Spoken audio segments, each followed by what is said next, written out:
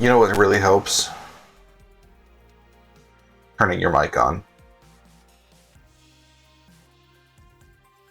If y'all see me look down over here, this way, it's because that's where I've got my Twitch chat open while I'm working on this. I have a thing to do that I can make it pop up somewhere on my actual screen, but this way, if anything happens, I can moderate without having to change windows. So, a little bit about this setting. Testing, can everybody hear me first off?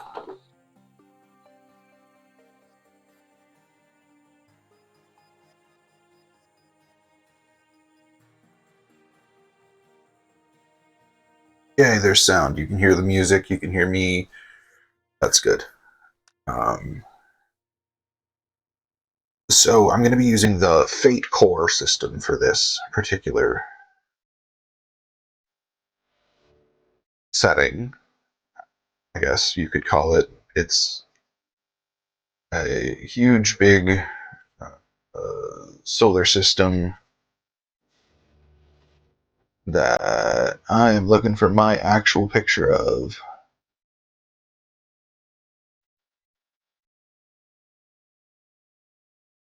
For my own use. Like, you guys, it's at the top of the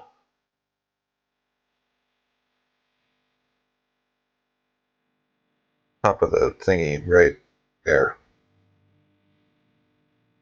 I think I'm pointing. Yeah, right there.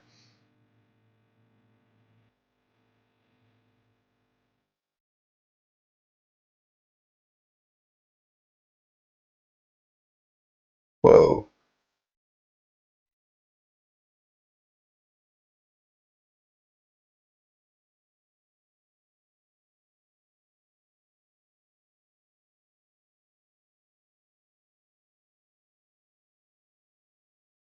Okay, so I guess first question is we need to come up with a high concept for like this idea. So the scale is obviously quite large scale. We're doing a solar system.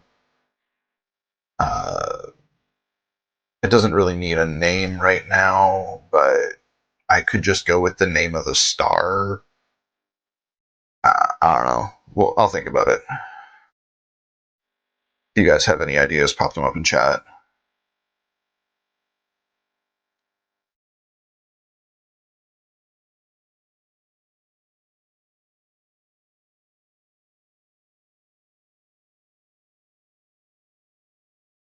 I think that's enough question marks. Okay. Oh, owie. Wait, so did all of us just like not sleep last night? Because I know Six barely slept. And Dragon, did you get any sleep?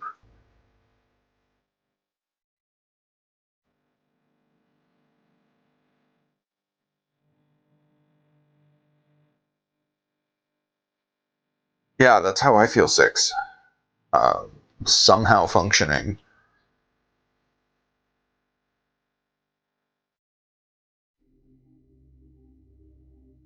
Issues.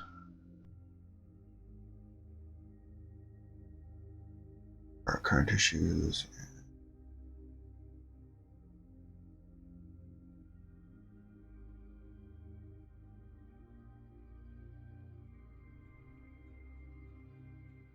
So you went to sleep shortly before I did. Okay.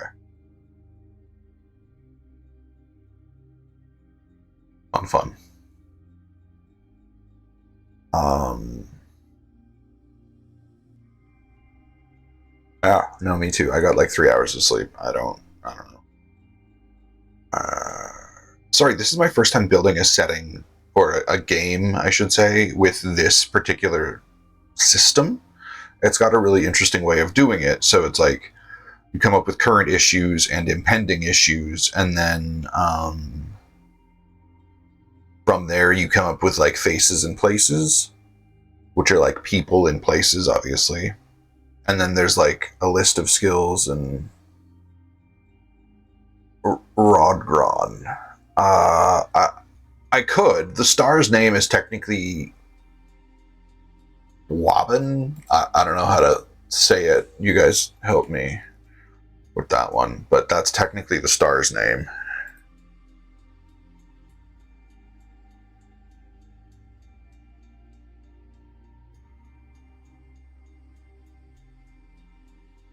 So I guess it would make sense to call it the Quaban system or something. I don't know how we should pronounce that. If y'all have any ideas, fucking hit me up.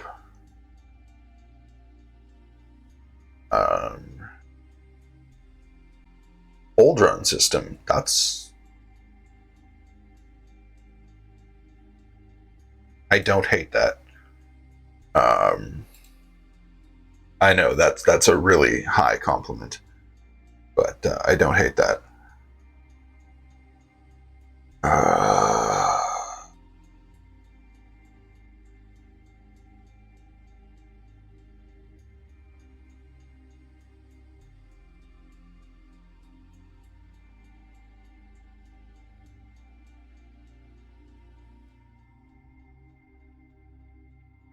You know, that's not a bad idea. But how do I pronounce the like QUA? Is it like Quaban? Quaban?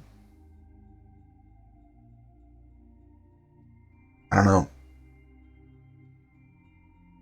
I like the idea of different like Quaban, Quaban, Quaban.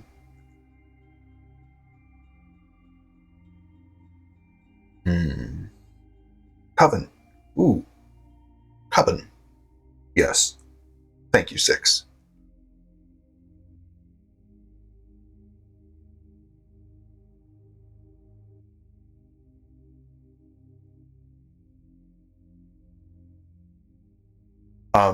Oh. Is there... Does that make it easier to read? Because I can zoom in more. Tell me if you can, like, read that nicely on the Twitch stream. Because I'm looking at it on a tablet, so it's tiny.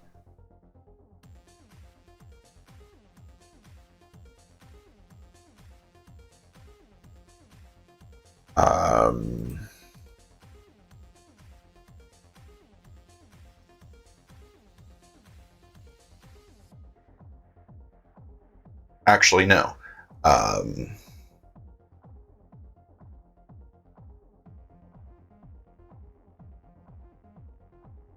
Not a super secret project. It is the Penticon charity game 2025 that I'm making this for. So it's a con that I help out with, and we do a session for charity. It's a lot of fun. Current issues. What are some current issues that are happening in the Coven system? Like, there's so many planets. There's Rioshire, Alit, Plomer, Jiri, Minor Strike. I like that. Or Jiri, Rosir, Pavat, Hypher, Rotet, Naralars, and then like some planetoids further down. But I like it like an asteroid mining strike or like a lunar mining strike. Okay. I like that. That's a cool idea.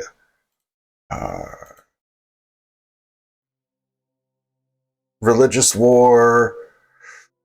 I could do something, but I was, because it's for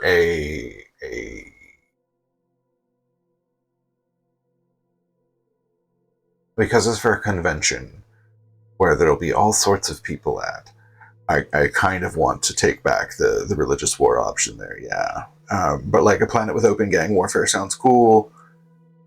Also, I feel like in science fantasy, religious war has been kind of overplayed.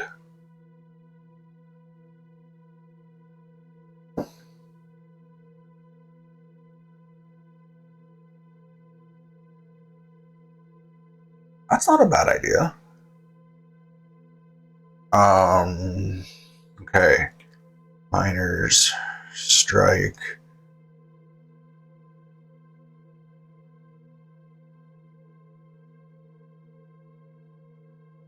Let's take a looky at the system map. So I know the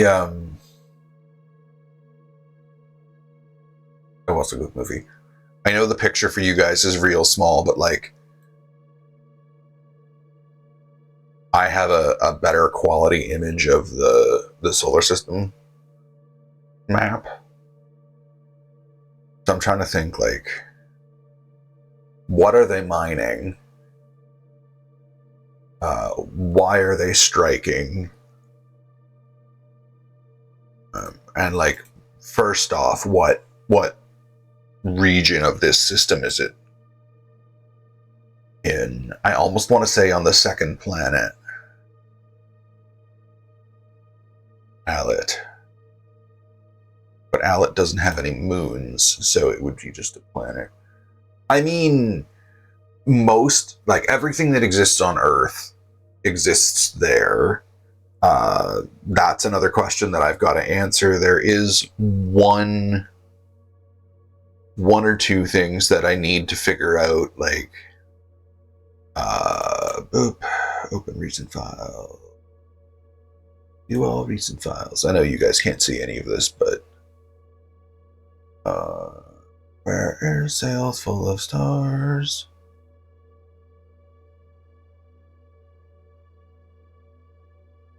No, it's not there. Okay. Open. Notes. Sails. Sails full of stars. So I'm loosely basing my setting off of a supplement for the Fate system called Sails Full of Stars.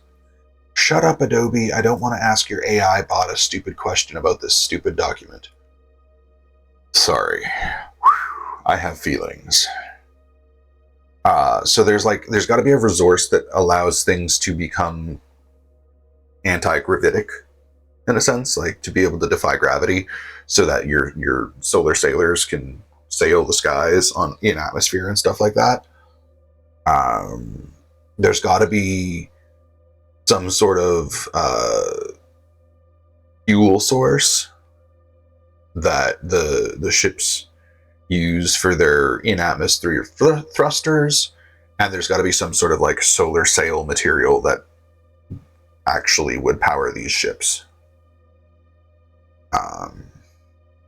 Those are the three big things that we need. So, yeah. My brain jumps to mining for the fuel source that they use.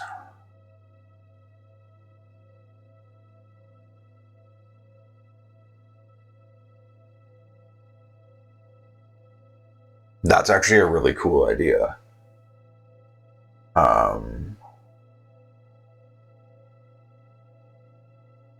That's definitely something I want to write down for a future game. This one, the idea, I'm kind of gunning for, I guess, like, high concept here would be like swashbuckling pirates meet space dragons. But I like that idea, and I'm going to keep it. Thank you, 6.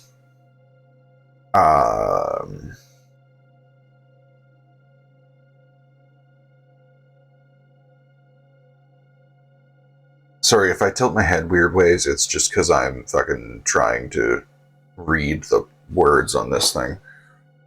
Oh, hey, Toy. How's it going? See you lurking there.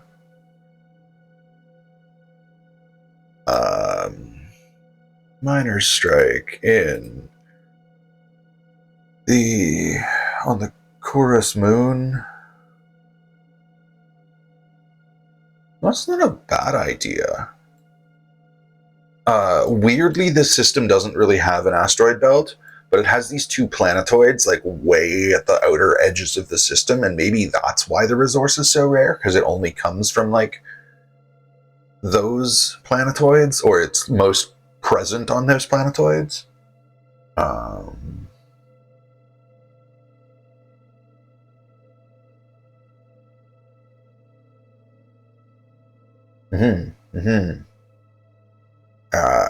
Karma's Colony. That's what we're going to call it.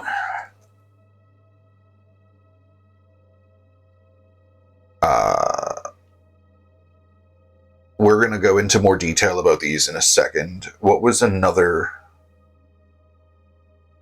plot point that we could use as a current issue that's happening in the solar system? Because these issues don't have to be the focus of the game per se. Planet of Open Gang Warfare, yes.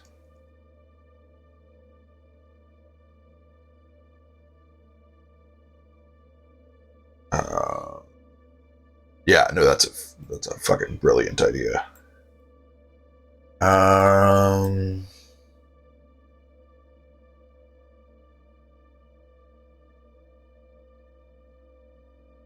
One, two, three, 4, 5.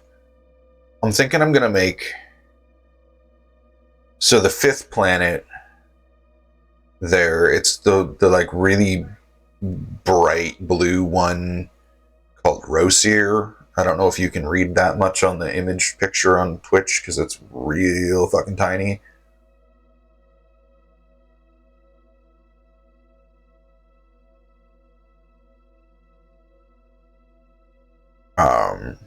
But I think we're gonna have that be like a gas giant, and it'll be it has like open gang conflicts between like the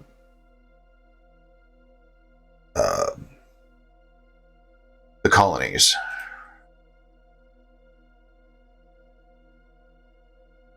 Okay, cool.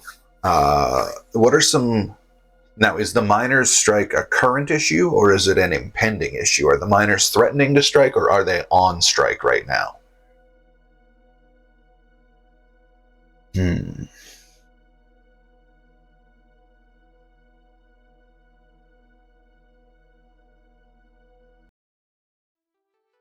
Both works. Okay, given 6 a second.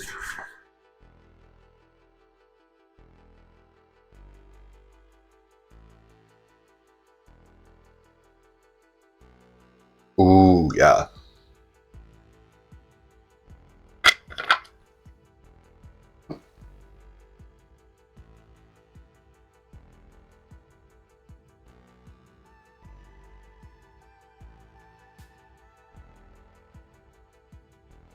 Yeah, for sure. I dig that.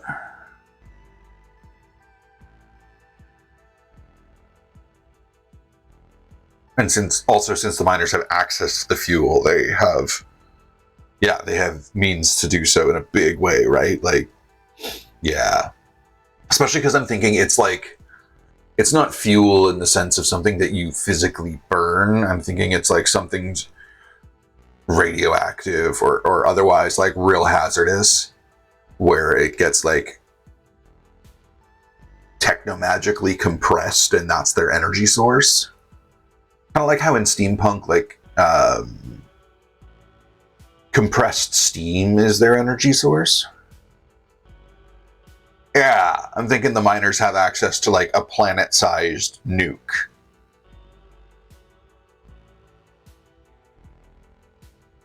Because then the idea, well, planetoid-sized nuke. Because then the idea is like maybe this planetoid they discovered has like a bunch of different like corporate interests, and the reason they're all there is because they're all there to provide fuel, right? But all of their miners unified, and all of the miners are on strike.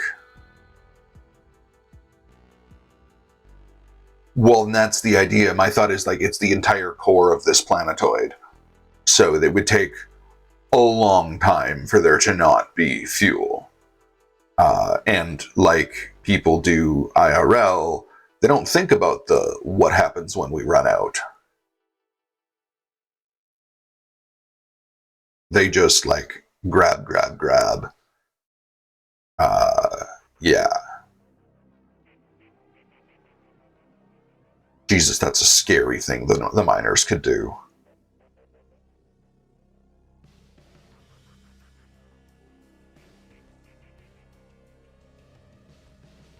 They could, because I'm thinking like, yeah, the whole core of the planet is this compressible material. So if the miners detonate it, goodbye half the solar system.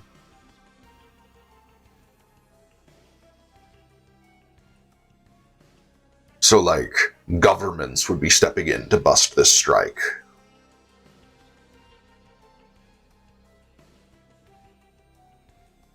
I like this.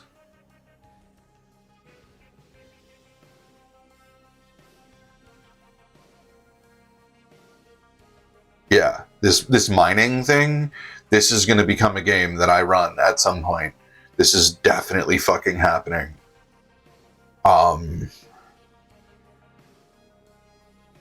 Hell yeah. That's the fun thing about a solar system game. Solar system as a setting is like you can have so many different things happening at the same time.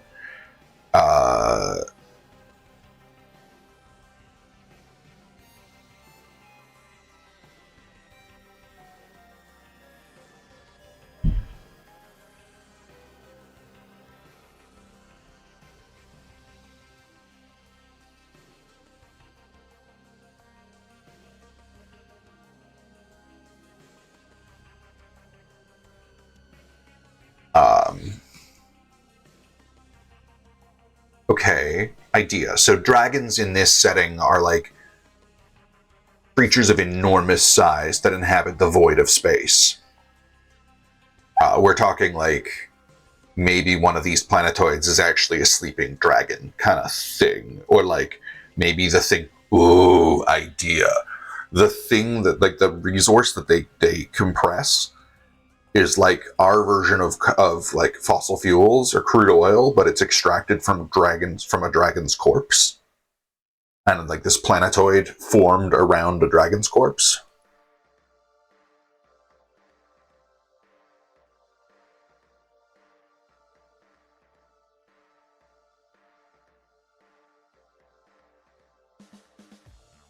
Hmm.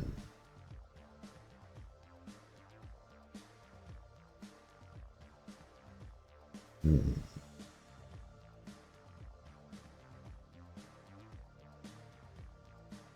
Not necessarily wingless. They can be any style of dragon. So you would have the like lung dragon style that doesn't have the wings and stuff. And then you would have like the Wyrm style. You'd have like Wyvern style. You could be anything. We're talking like space dragons, man.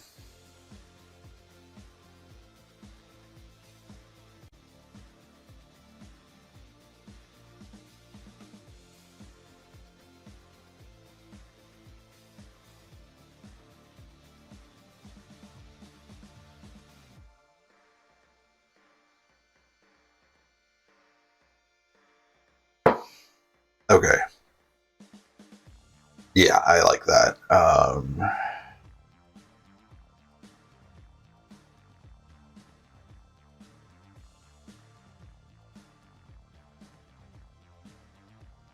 So what if a clutch of dragon eggs just hatched somewhere in the system? And now space is more dangerous because there's a bunch more dragons.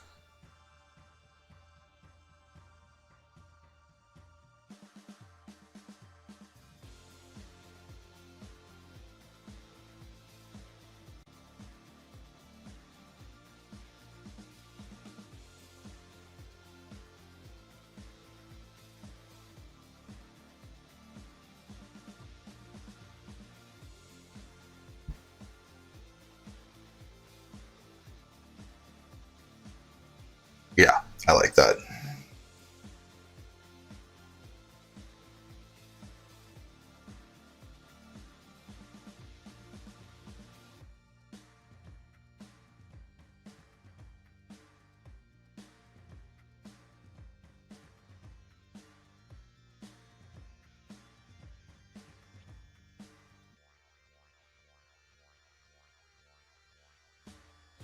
Yeah, no, right. I want to see baby space dragons, but like, can you imagine the chaos that would cause? Because I'm thinking like dragons take a solar scale of years to hatch, kind of thing, right? Like they don't exist on the same scale as like we do. They don't exist on like a calendar the way we do. They exist in like a solar timeline, so multiple billions of years. So maybe it takes 500 million years for a dragon egg to hatch. Um, so it would build up like asteroid or like comet or whatever. So their whole sky would be changing.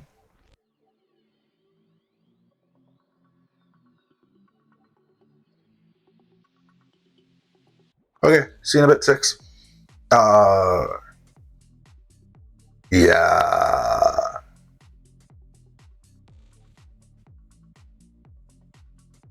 Fuck yeah. What do you think, Dragon?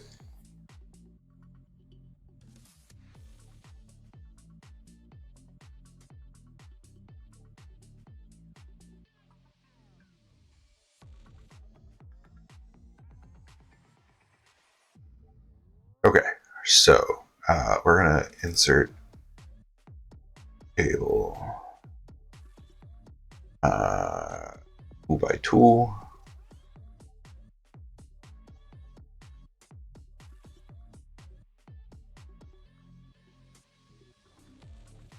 Yeah, like they could be, depending on how long it was there, it could be a small moon, it could be an asteroid, it could be a comet. I mean, like, all of these, like, celestial objects could be dragon eggs. And then they just start exploding and hatching violently all throughout the solar system around the same time.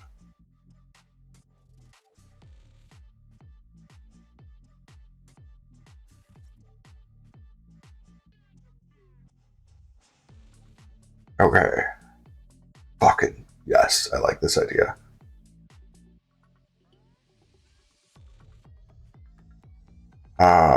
Did I do this right? No, I didn't. Current issues. Oh, mod actions. Nope. Nope.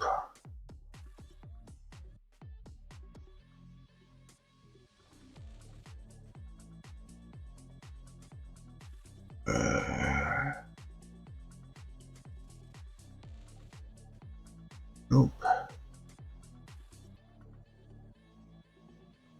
Moderate. Sorry, y'all. Okay, close.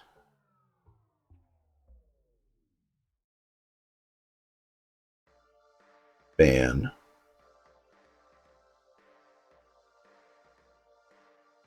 Okay, there we go.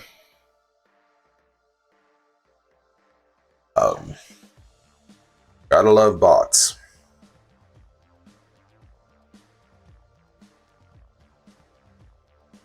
Yeah, right? Like the hatching would be like super chaotic and just terrifying. Like imagine the like to fuck me, words are hard. Like imagine to if there were like less um technomagically minded societies and more like religiously minded societies. Like imagine if that was the case and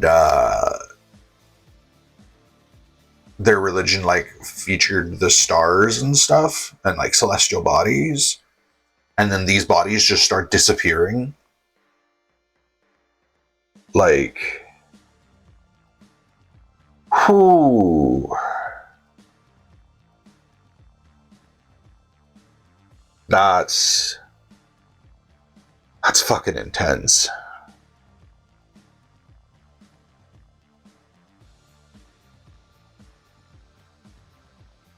I definitely did this wrong.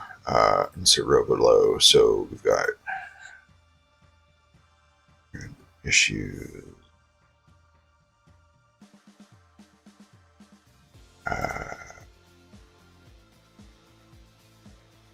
Boop, boop. Ending issues. Right, absolutely. That would be a sign of the like apocalypse happening.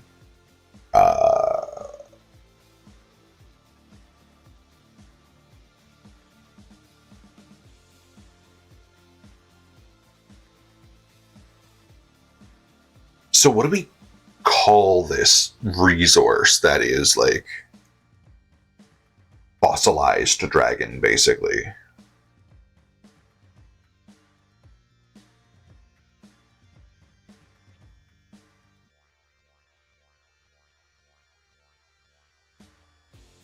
Impending issues. Strike busting. Enormous money.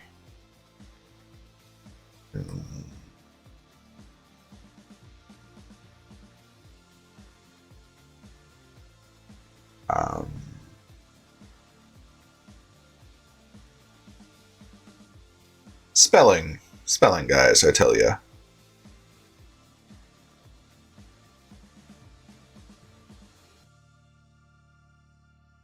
How long do you think a minor strike on something like that would last before like planetary governments would get involved?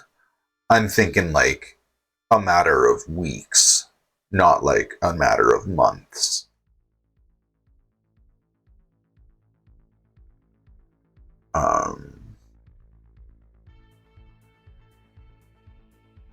But I could even see it being a matter of days. Like,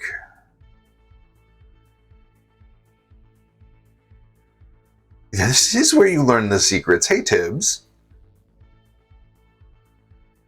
How's it going, buddy?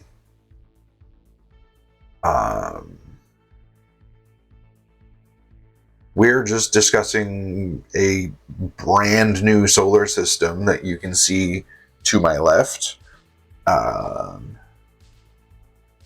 And we're figuring out how the technology works, like the Magitech works. So far we have that like the fuel source is like fossil fuels, but from space dragons. So they've like, when a dragon dies, it like curls up on itself and like calcifies or fossilizes or whatever. And then like a planetoid forms around it just because of the sheer mass of the dragon. Just space dust gravitates to it and like fucking compacts and becomes a planetoid over like a billion years. I don't know how long it would take for a planetoid to form around a dead dragon.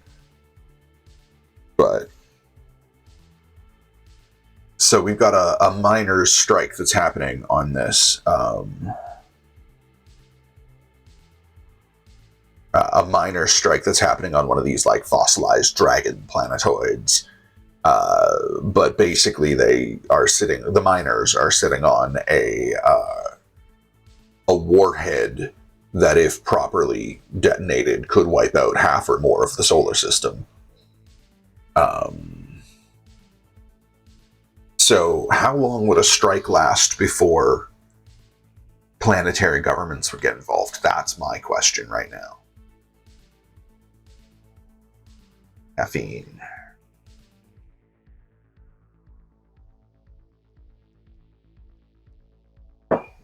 I'm almost thinking it'd be like 3 or 4 days because it's such a volatile situation.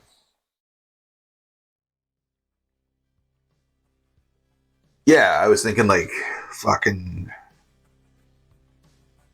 maybe 4 or 5 days would have passed before they started taking action. Now that assumes instantaneous communication, like light speed communication between these planets. Yeah, that's what I'm thinking. Interplanetary travel, like you're literally sailing between stars on the solar wind. So, barring stuff like jump gates, it would be quite long.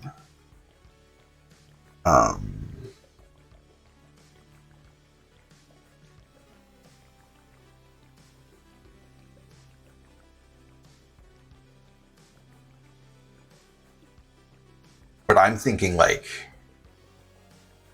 modeling it after like the late 1800s. I was thinking it's individual planetary governments, although, wow, that was very British of me. I was thinking like the inner three planets would have an alliance and they would have like one governing body, and then there would be like a fourth planet that would be an independent government. Then there's Rosir, which is a gas giant that's like run by several different gangs.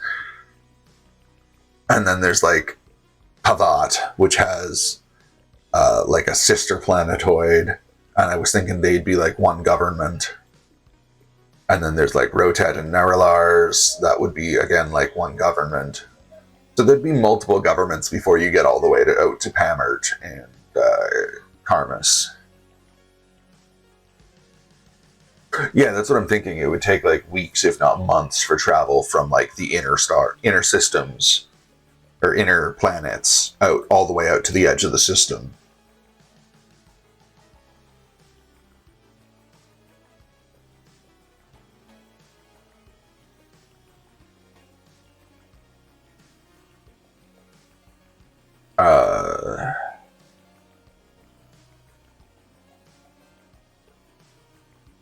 Yeah, right. Like they could have been on strike for like 6 months, and now, they. Yeah. Okay. We'll go like. Yeah, exactly. Right. Yes, we're talking about the strike. Yeah, I'm thinking like 5.5 months by what's the interplanet government name? Omer Reckoning. Not Discord. What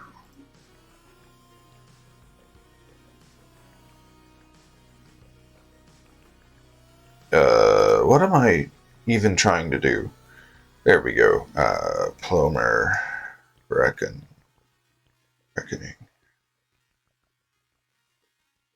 Welcome back, Six. And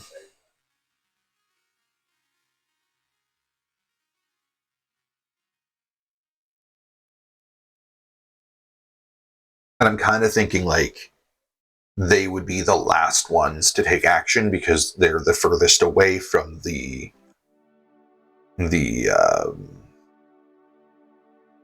planetoids. So it would take longer for them to come to a consensus that yes, we need to act, and stuff like that, because comms would be faster than ships. But still, I'm thinking it would take like, I don't know, a couple of weeks for comms to go through relays from Karmas all the way over to Plomer.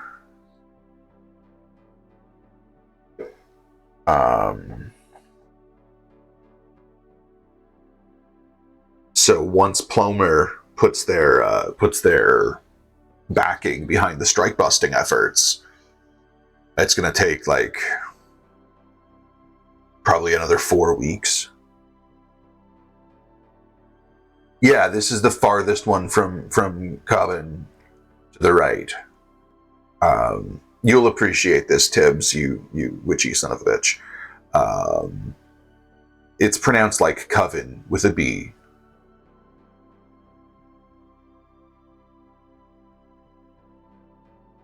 Yeah, and that's another great point.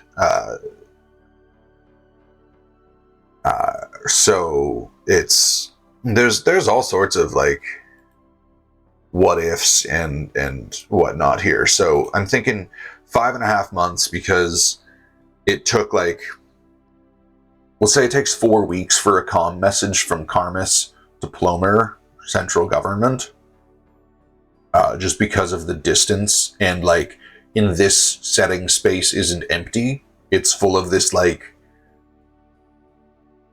quasi-magical material called the Rias, and it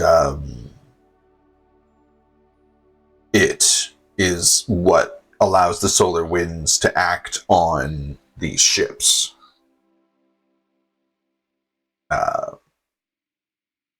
So it's like there's actual substance in between the planetoids to interfere with communication.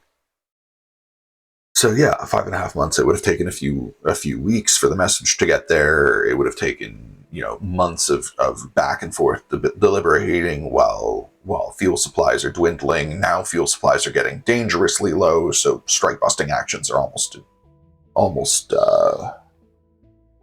yeah, exactly, 4 weeks of calm time, and then, you know, however long, like say 4 months of deliberation, and then like they're in the final round of negotiations right now. So if something can't be figured out, then shit's gonna hit the fan, and the governments are already have ships en route to bust the strike. I'm thinking like strike busting actions in this setting are glassing the planetoid. But yeah, like the extreme version of strike busting would be glassing the planetoid, where like that's their last line of defense.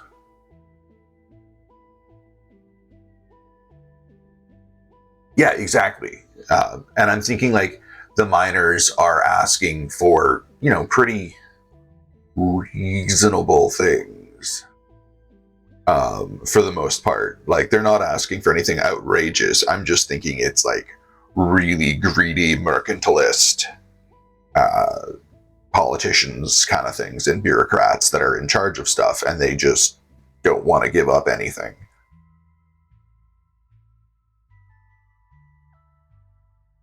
This is true.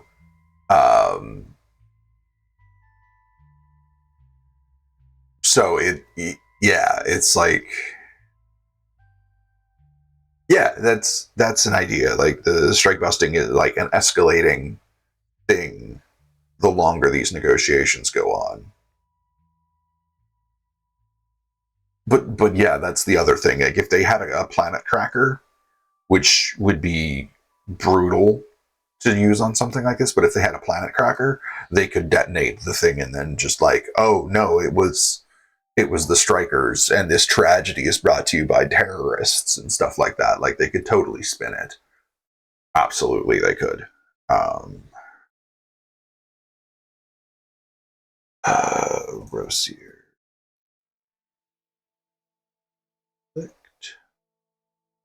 And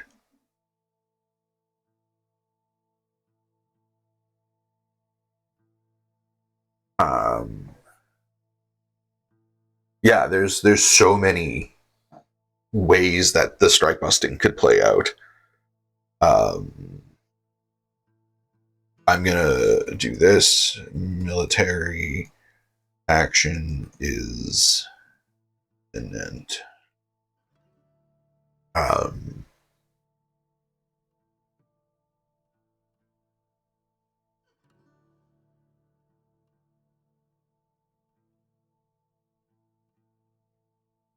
I mean, dragons are a little too big to use in a gang warfare plot. Like, so I think you were AFK when that was all discussed, but dragons are like these planetoids that they're mining the fuel source from. That fuel source is like fossilized dragon. That is the core of this planetoid. So like dragons ain't small. Their eggs are like asteroids. Shit. So the other imminent issue is that, or impending issue is that there's been a draconic population boom where basically a bunch of dragon eggs hatched at the same time or within the same span of months or years, because like dragons exist on a stellar scale, like a stellar timeline, so they, live for billions of years, and their eggs get like debris that's been gravimetrically stuck to them, and they become like asteroids or comets, or depending if it's a really long incubation, maybe they even become a planetoid. At which case, I think hatching would become a much longer, more drawn out thing. My Canadian is showing. I just said oot. And you would have like the devastation of a planet. And like, if you look at the solar system image, there's a couple of spaces where there could easily have been a planet that like just was small and was there, and then it got obliterated.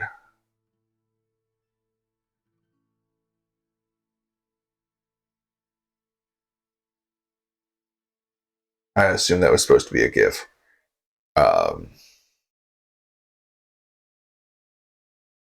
Yeah, okay. So now not only are there more dragons in the... Oh, I appreciate you. Not only are there more dragons in the wild space, but there's also less celestial objects. So that like completely fucks with some things. Like, if there's a religious organization that runs things, that completely fucks with the entire religion, right? Like, there's signs of the end times going on, sort of thing, on a stellar scale. Um,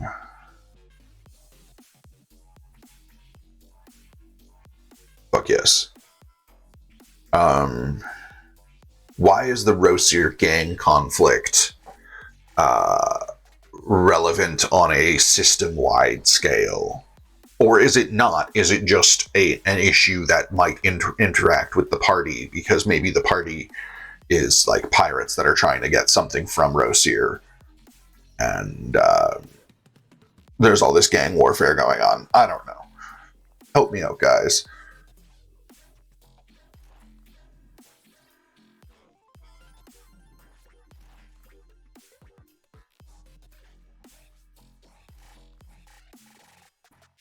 Yeah. Yeah, it could absolutely spiral out of control.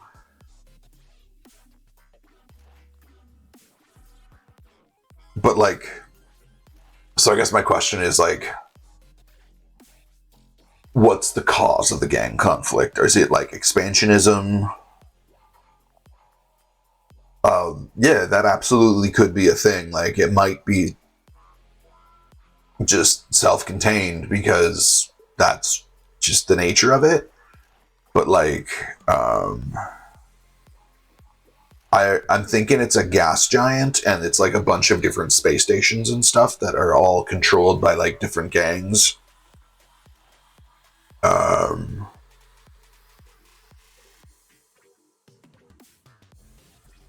yeah.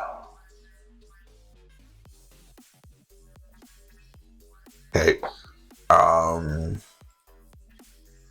I'm thinking there's like, because this is science fantasy, I'm thinking there's like a space elf sort of thing, that's just like insanely long lived.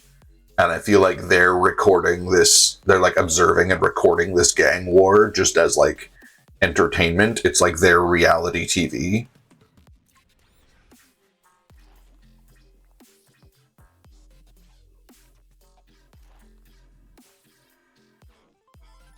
Fuck, that's dark, but that's okay. Um, but what do you call a race of space elves? Oh, wait. Fuck it. I've got a name from an old setting. It's true. From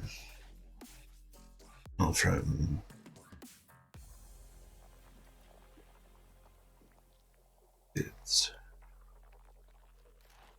Select.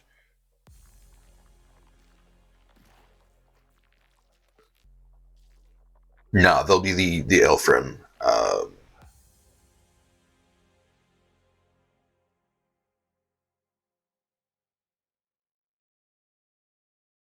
I think I know what issue I'm going to do for this specific game, and I think I'm going to focus on the dragon population boom for this specific one session because it's got to be a one shot.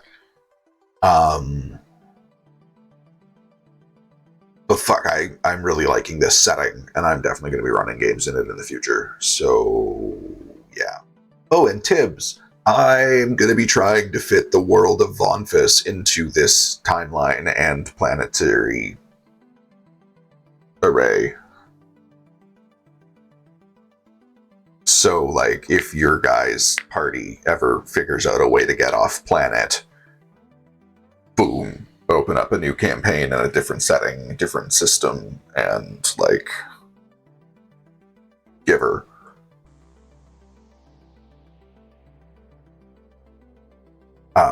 And yeah, I explained this at the start, but it's this isn't a D&D setting. This is a Fate Core setting. So it's a totally different system. It's one that I really like the look of. And so if I ever do run a stream in this universe or one of my other games, it'll be run in the Fate system. And it's a really cool system. It uses what's called fudge dice. So basically 2 sides have a positive sign, 2 sides have a negative sign, and 2 sides are blank. And you roll them and you add up your pluses and minuses and get like anywhere from a -4 to a +4. And then you add that to your skill value. And then you have things called aspects that you can invoke for either a +2 or a reroll. It's a really neat system. It's a lot of fun. But also let Illa be known across the galaxies. I mean, fucking A.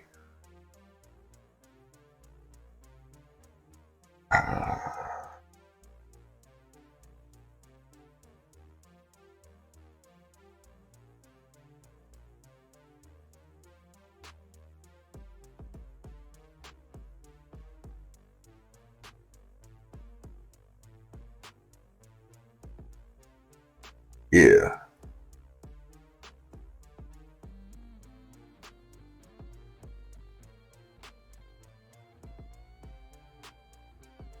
No, this actually gives me so many ideas for the stream world, like for the Vonfis world.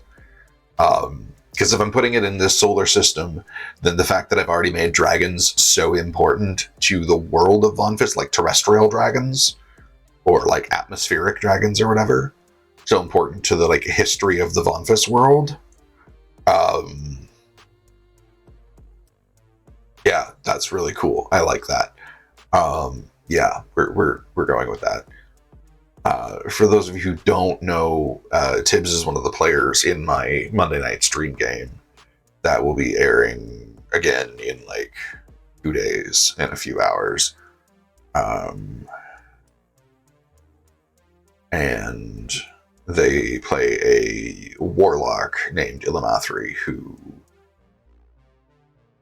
is a really cool character.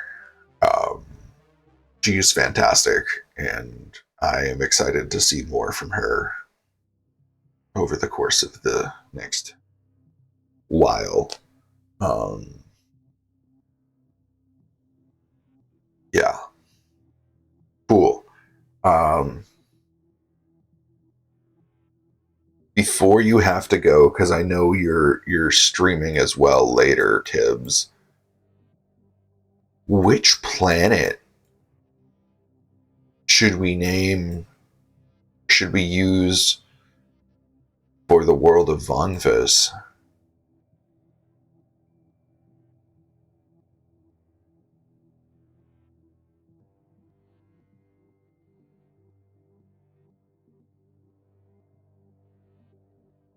I'm almost thinking one that's like closer to the star, like this second planet, or Jiri. Yeah, Thinking one of those two.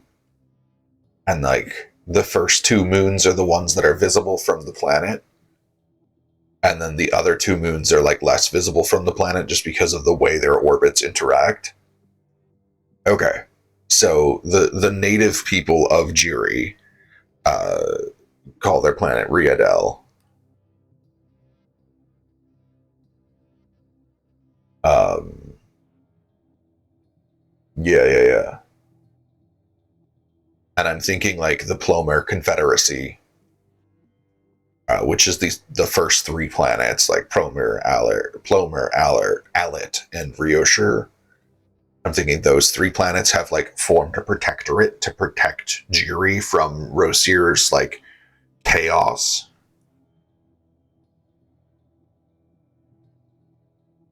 Yeah. Okay. Cool. How many planets are there? 1, 2, 3, 4, 5, 6, 7, 8, 9, and two planetoids. So I need insert table.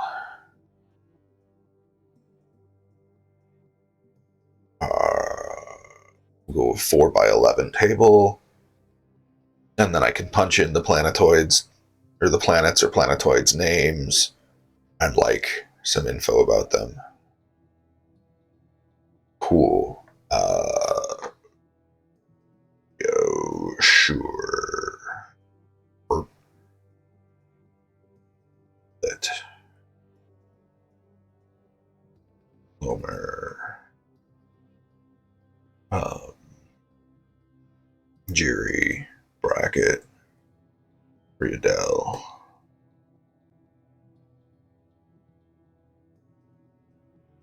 Fuck yeah, I like this.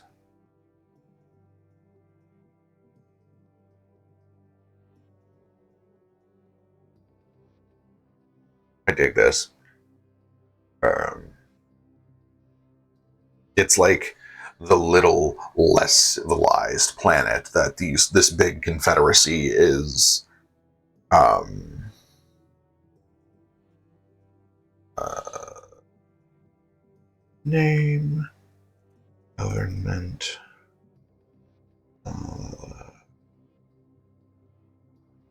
yeah, we'll figure stuff out there.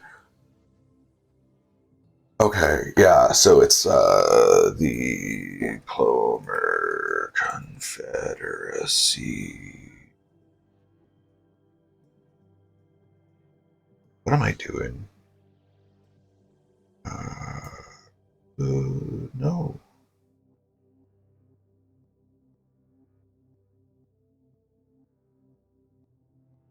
Okay, yeah, this isn't Excel. Hello, new person. How did you find me? Which of the many servers I posted in did you come here by, or are you just a random Twitch passerby? But in my walls, oh no.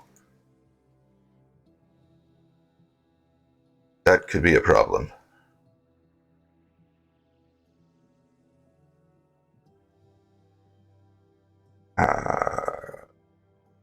Yeah, that's part of why it's a problem. Because you're not paying your goddamn rent.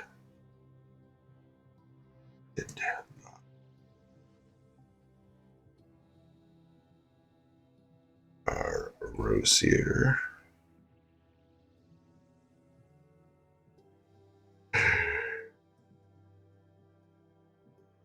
No, subletter rent. Or arc. Okay. After Rosier comes Havat and Tiffer.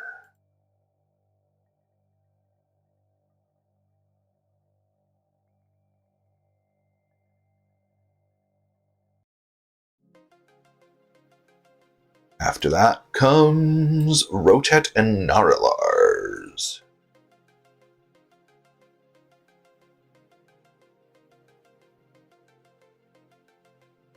Yeah, kinda. I've got a physical layout of them, and now I'm gonna like go through and start figuring out more details about all of them. The only one, and this was literally decided on stream, that I know much of anything about the like actual geography of the planet and stuff like that is Jiri, because it's also known by another name, which is Riodel.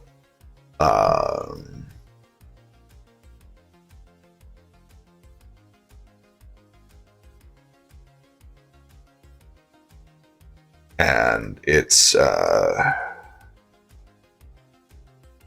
the home world of my current Monday night streamed game. Hammered.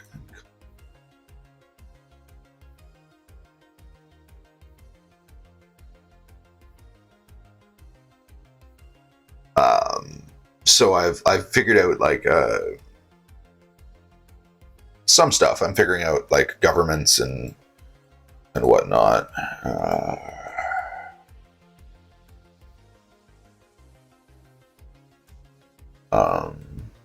But yeah, we're working on it. This solar system basically started to come into existence like an hour and 15 minutes ago.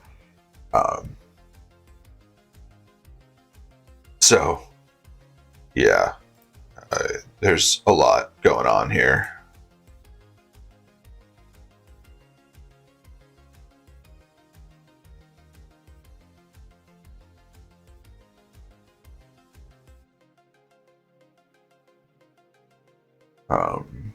But yeah, I've got parts of like the interstellar travel figured out. Or not interstellar, interplanetary travel figured out. They haven't figured out interstellar travel. Yeah, so the one planet, Riodel / Jiri by Plomer Reckoning, is an Earth-like planet. Rosier's a gas giant. I'm thinking we're going to dig into these other planets like geography and stuff like that over time, because I'm going to be running these world building or setting building streams. Yes, it is.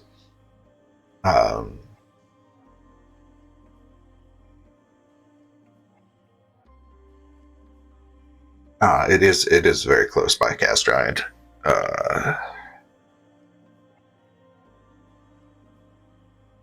But yeah, we're gonna start figuring out stuff. We've got where some of the the technomagical power source and stuff like that happens, or how that happens.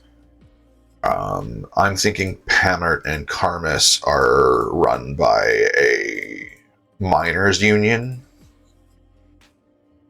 or corporate interests. That's the conflict where the strike is happening. It's like this delicate balancing act between the corporate interests and the miners' union.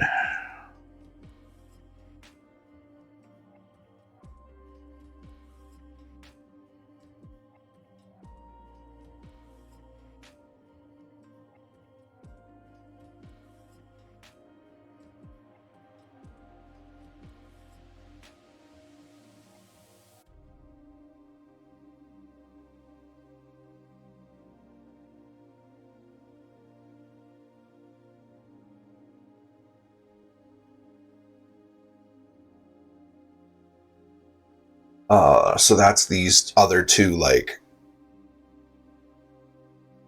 I don't know if it's the right word for it, but they're like binary planetoids, where they like orbit each other and the star, because if you look at how close together they are, they kind of have to. But I'm thinking, yeah, like Naralars is okay, cool. Naralars is like for sure an ice world with these two like frozen moons. They're like Not a yeah. We're two planets orbiting each other. It's not a habitable planet, nor is Rotet. Like a lot of these are not. Hey, Blood, how you doing, buddy?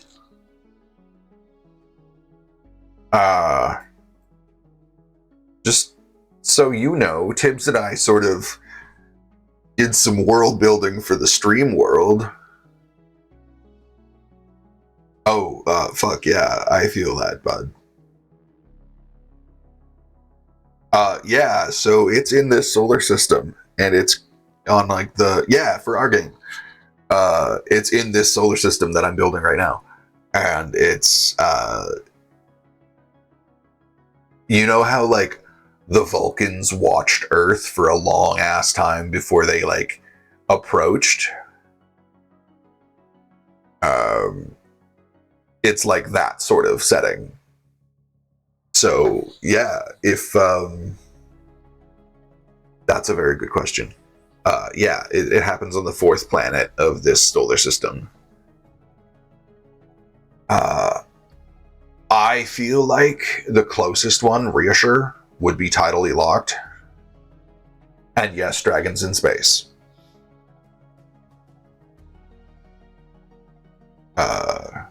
You will see my high concept right here. Swashbuckling space pirates, X dragons. That is the concept. Not Rosir. I was thinking Reassure. It's like the first planet in. It's the very first planet, so it would have a hot side and a less hot side. Just because of the heat conductivity of the crust of the planet and how close it is to the sun, it would have like a hot side and a less hot side. Probably no atmosphere because the magnetosphere would be devastated by being that close to the sun. Yeah. Fuck yeah. I love having people here. This makes this so much more fun. Hey, this is in open space, we'll call it for now.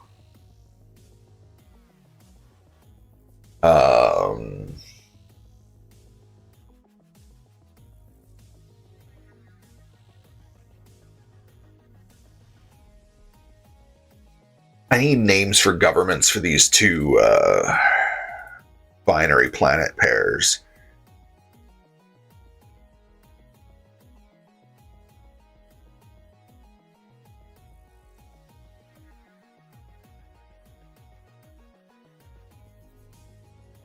I need water.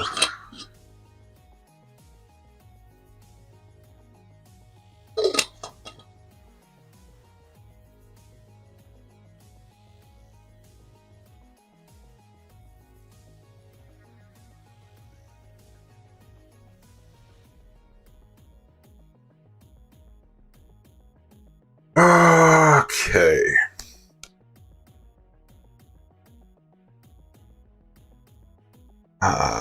The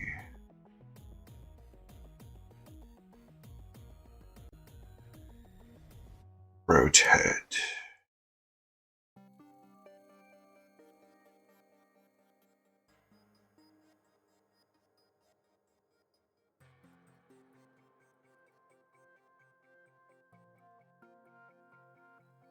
Hegemony.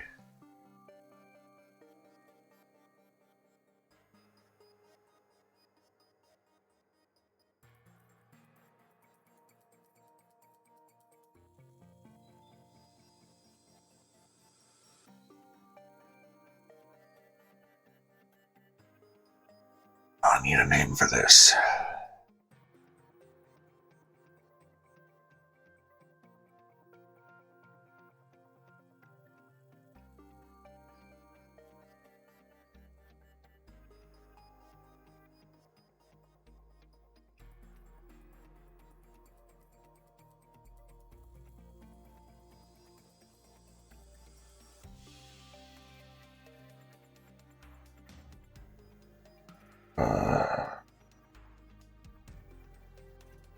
Humanity. That's what we're going to dig into. Uh,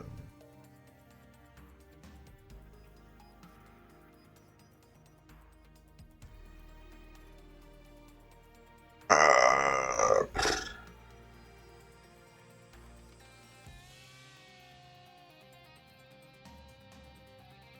I need a word for like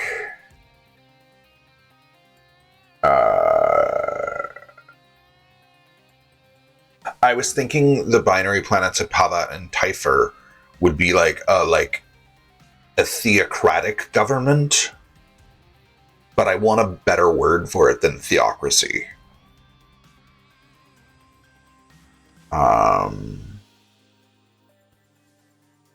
And I'm thinking that their biggest thing is like spaceports and like space docks kind of thing. So they build the fucking ships.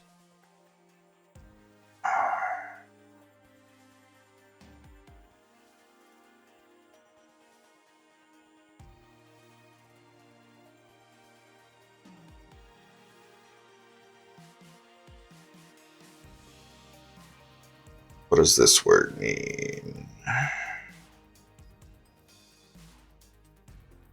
Ecclesiarchy. Yes, thank you. That is.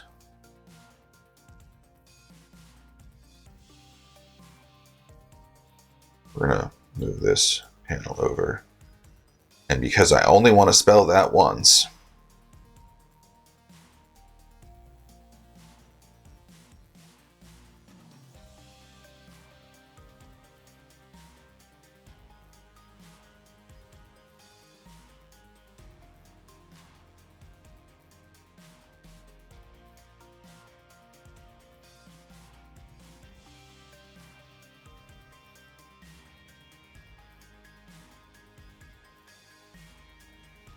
That's a good point.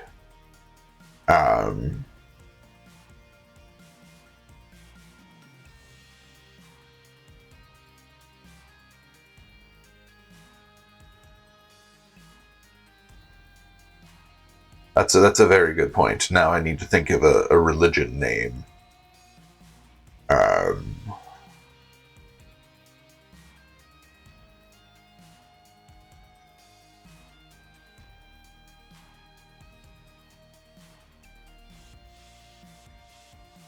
uh,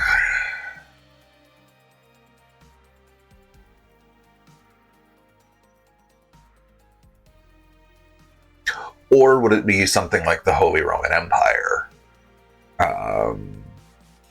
Oh yeah, monotheistic for sure. This is the problem child. This is one of the two problem children of the system.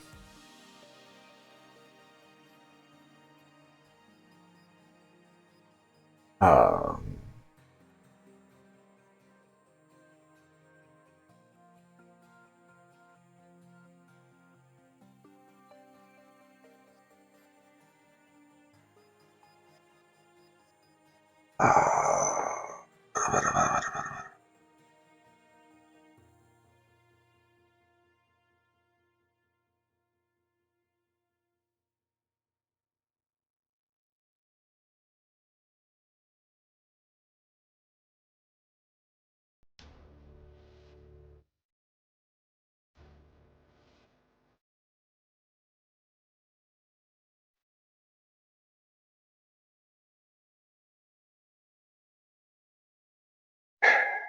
I should be better at this because Blood always makes me come up with names on the spot during our sessions.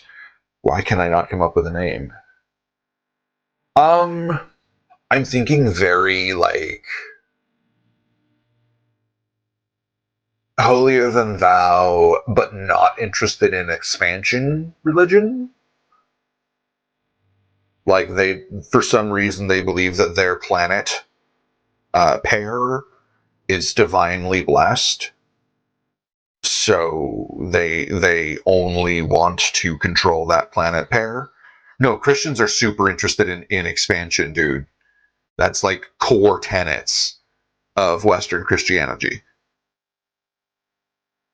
Uh, uh,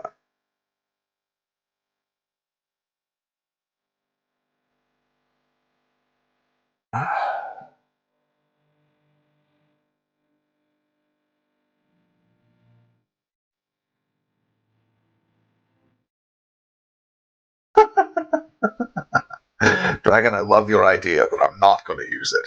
The High Mercian Order. I like that a lot. Um, no, we're not going Pastafarians. Where we're gonna go with the Mauritian Ecclesiarchy for the government,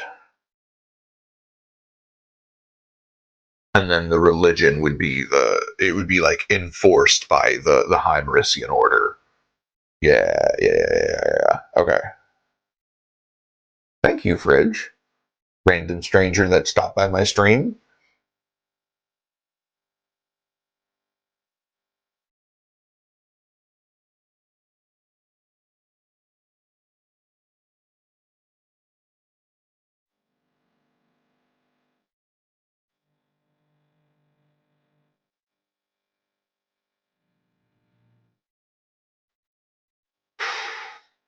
Ooh. Ooh. That is a dope idea. Astro Leviathan. I think I can do better than that. No shade. But like, yeah. I think their god is some sort of far realm being. Oh yeah, some sort of astral.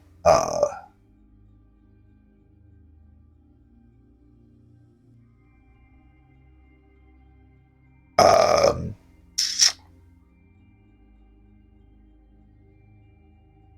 I feel like if I open the thing up, so Naralars is primarily an ice planet. It's desolate, it's barren, but it's resource rich. So the like corporate oligarchy that came to power over the entire planet of Rotet expanded, and like it has resource mining operations on all of the planetoids and moons within the system. Um, and the Rotet hegemony uh, is like Rotet, its two moons, Narlars and its two moons, and it's like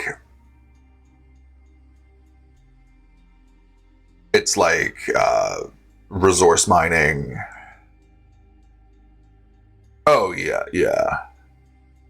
Okay, bye. Have fun on your stream, Tibbs.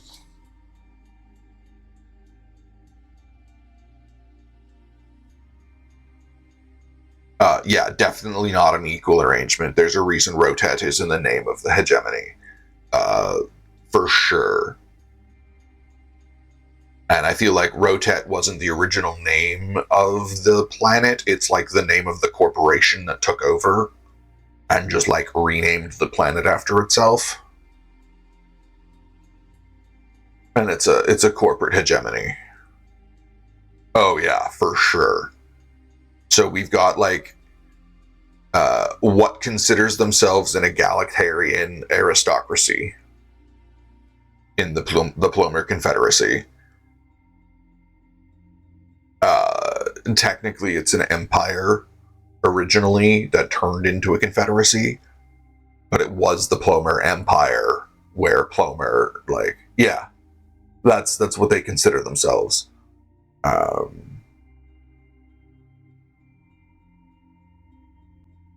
They're,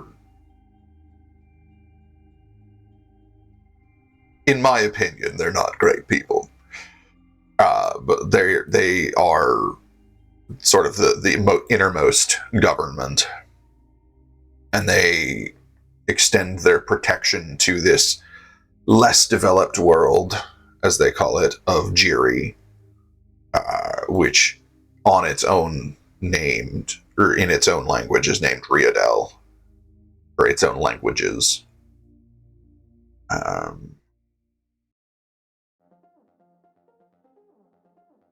Oh, you're gonna like Rosier Blood. Rosier is a gas giant that has a ton of space stations that surround it, so it's almost like an artificial planetoid that surrounds this gas giant. And it's just like space stations all over the place, and they're run by different gangs. So it's just like a bunch of different gangs that are vying for power, and it's like constant gang warfare. And the Plomer Confederacy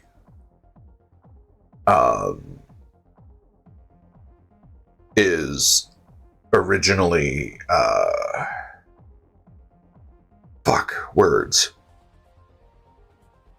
the original, like, most developed people of Plomer were the Aelfrin, which are like space elves, basically.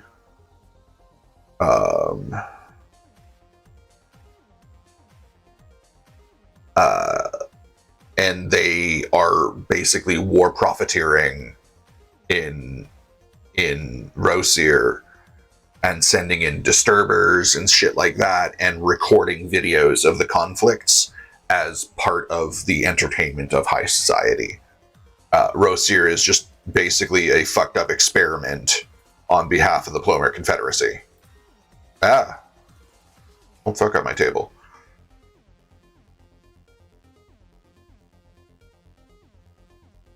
And then we've got the Merician Ecclesiarchy, which we need to figure out more about, but they're definitely like a far realm worshipping kind of thing. They worship, I don't know, definitely some sort of far realm deity. We've got the Rotet Hegemony, which is like a corporate hegemony. And then we've got various corporate interests all in conflict with a unified miners' union across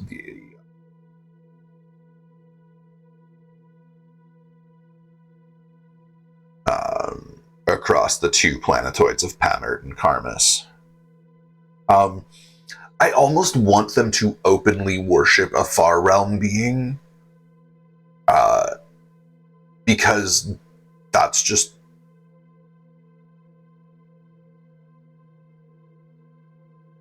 I like the idea of it being this, just like, outsiders look at this religion and go, what the fuck are they thinking? Like,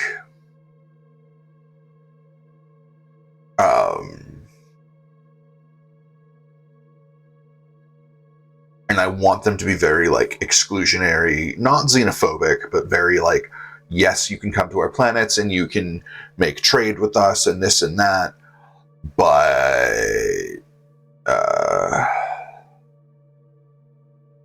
you can't join our religion. But, like, why would they glass them? They're not a violent or expansionist people. They're just there. They control two planetoids. They're open to trade. And Far Realm Daddy protects. Like, this is a science fantasy setting, right? So there could well be, like,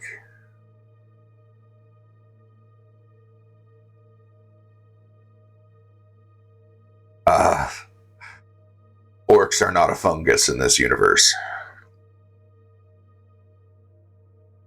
Sorry. Yeah, so it there could well be a Far Realm entity that just, like, protects those two planetoids. That could easily be.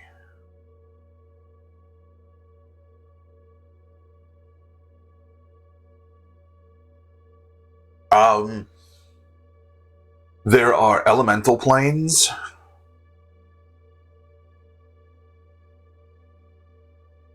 There are spiritual planes.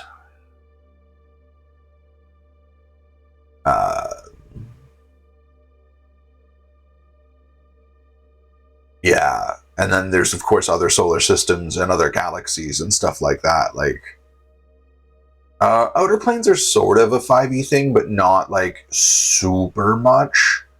But also, this setting is not for 5e. It's for a completely non D&D game setting or game system.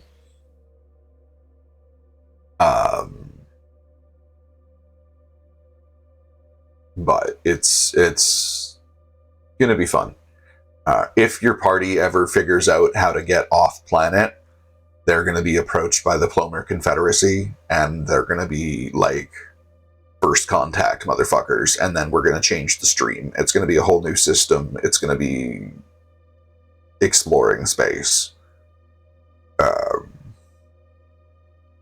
It would be wild, but it'd be really cool because you could go, that's the thing, dragons are super important in this solar system, so your dragon could like level up in a sense and become like a dragon that can survive in the void of space. I mean, to the people on Riadel, you would be like Zephram Cochrane in the Star Trek universe.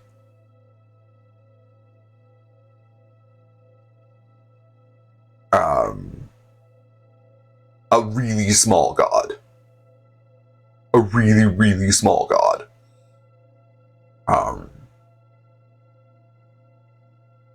But also, like, it depends on how the campaign goes. Obviously, like, the airships that fly in the setting can't break orbit.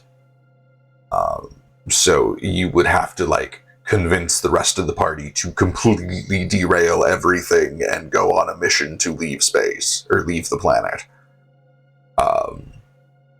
Which isn't impossible, but yeah. However, if you guys if we do end up playing to like a high tier, like tier 4 in 5e,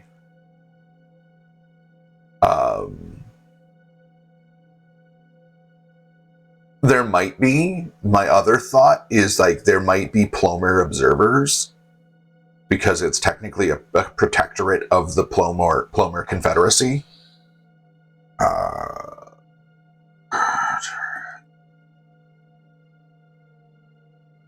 Of Plomer Confederacy.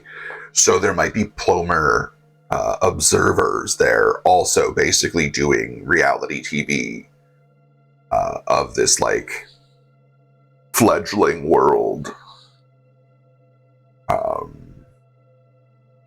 That could totally be a thing.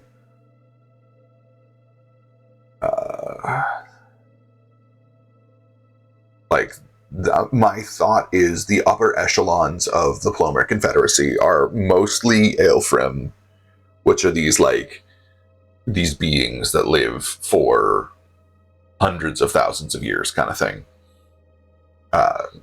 They're the first species in this solar system that developed space travel, shit like that. Yeah, literally, slowly, you guys start to become movie stars, basically. That kind of shit. That would be hilarious. And that might provide a means to transition this campaign into a different setting with the same characters. We'll fucking see. That would be several years down the road, though, most likely. Like, we're talking actually leveling up to 20. That's gonna take a while. Okay. No.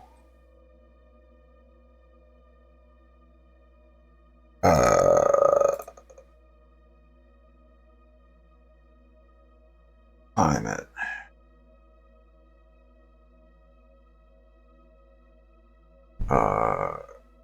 Yes. Yeah.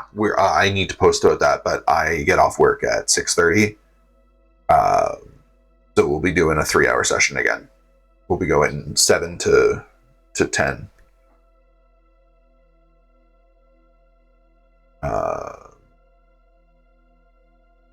Hey, 6, how's your world building going? Tidally locked.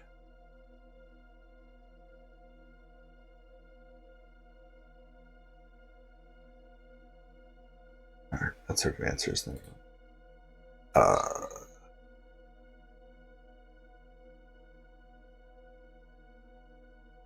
Hey, have a good raid, bud.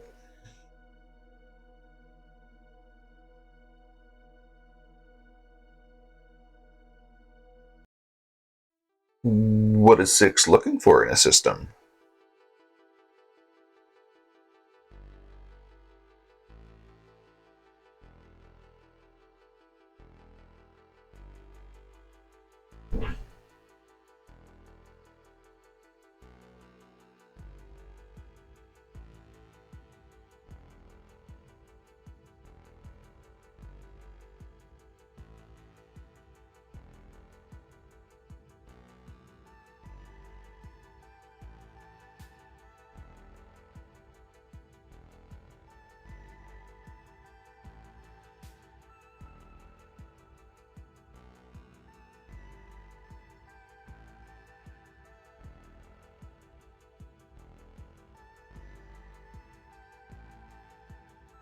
Sixteen's a good amount of things, okay, but like, do you have a top 3 contenders for system that you're looking at?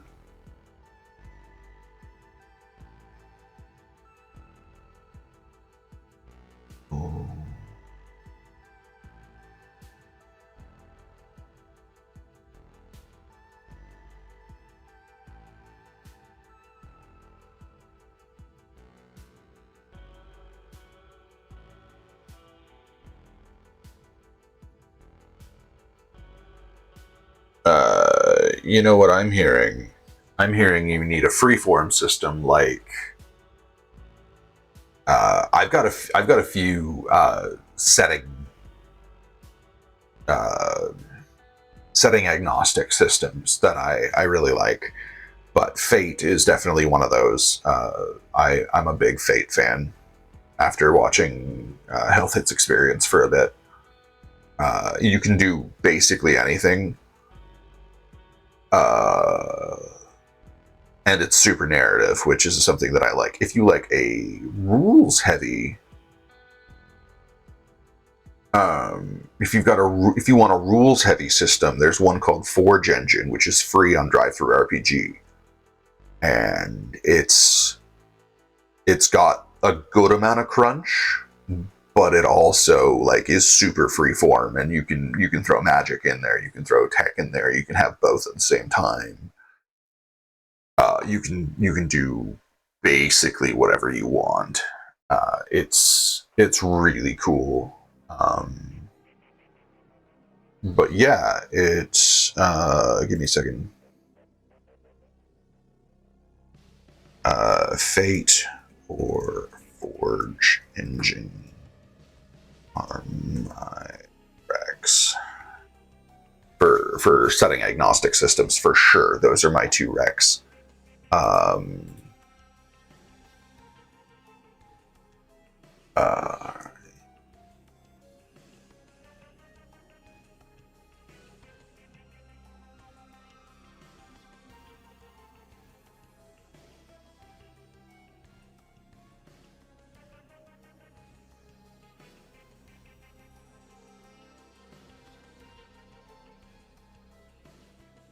Yeah, those are definitely my recommendations.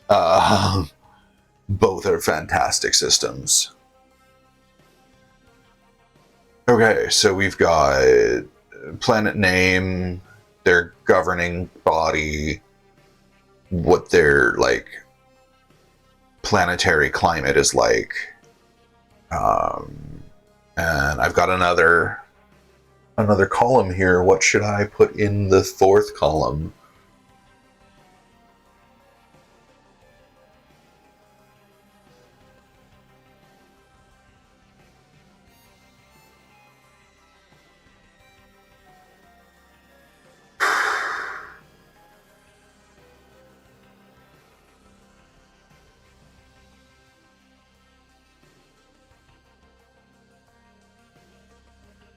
Yeah, again, I've got a cyberpunk setting that I'm developing that I'm going to run in Forge Engine because it's got everything I need it to. And like, I'm talking like magic too in Cyberpunk. So like Cyberpunk dystopia with all that tech, but also magic as an element of the world. And Forge Engine will handle it just fine. I kind of got sidetracked on that project, but it's gonna happen. It's gonna be a lot of fun.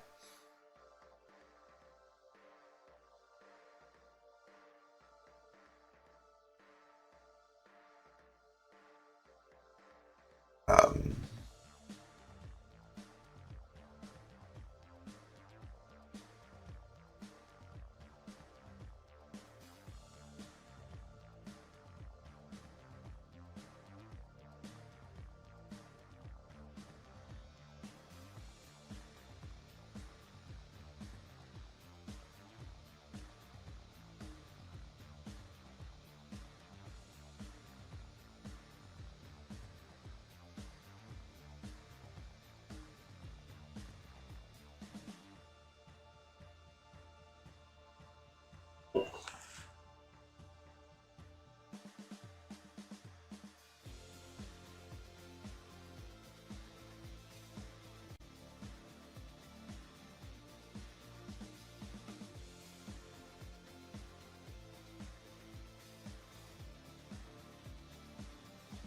okay.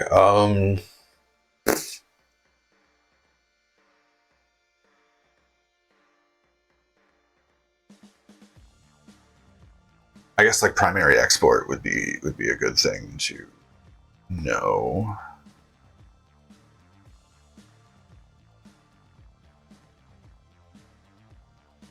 Oh.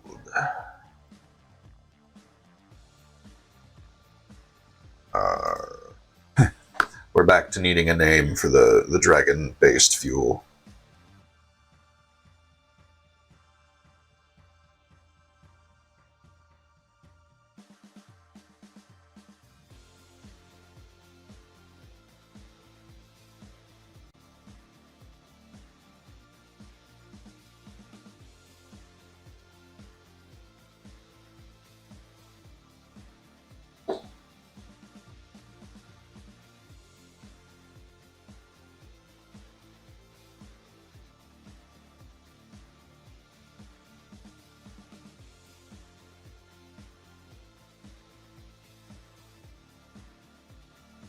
Six, do you have any ideas for a name for a fucking...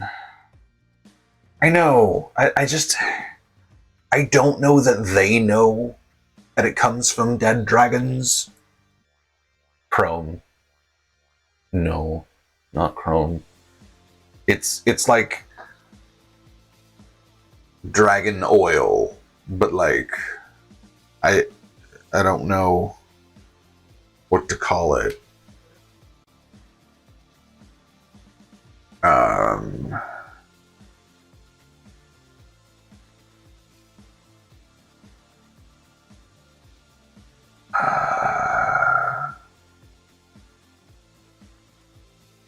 what color is it? I'm thinking like iridescent, but like shades of purple.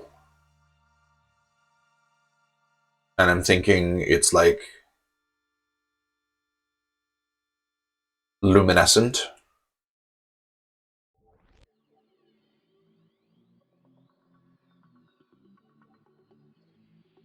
Yeah, I'm thinking like luminescent shifting shades of purple.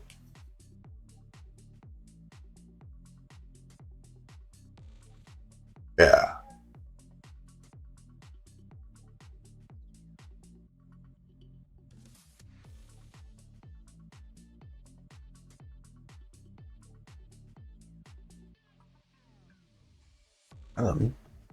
Not a bad idea. That's not a bad idea at all.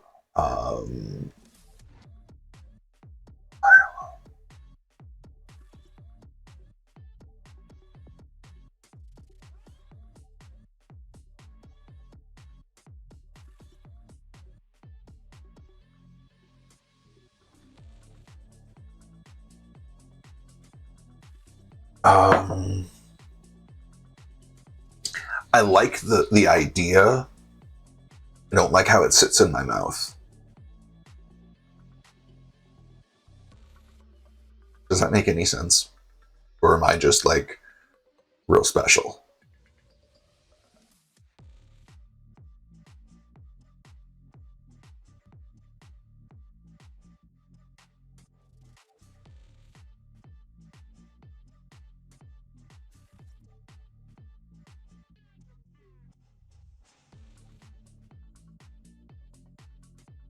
We'll come back to it.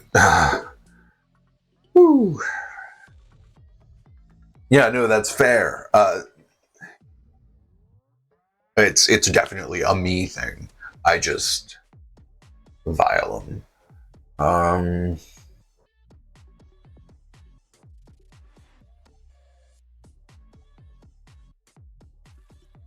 It doesn't sit heavy enough on my tongue, if that makes sense. Like it's not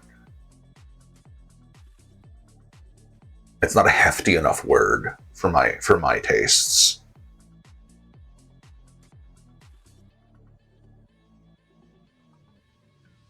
Violet Daconite?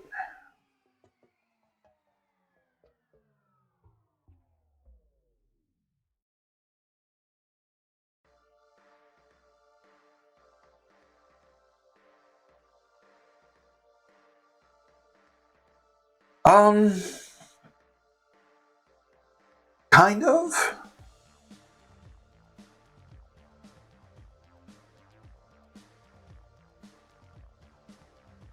Hard sound. Uh,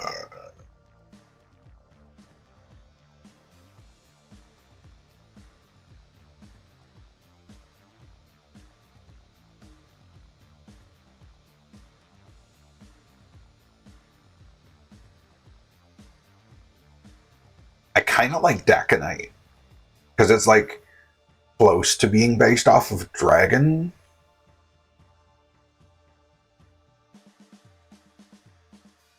And it is effectively rotted dragon in a sense.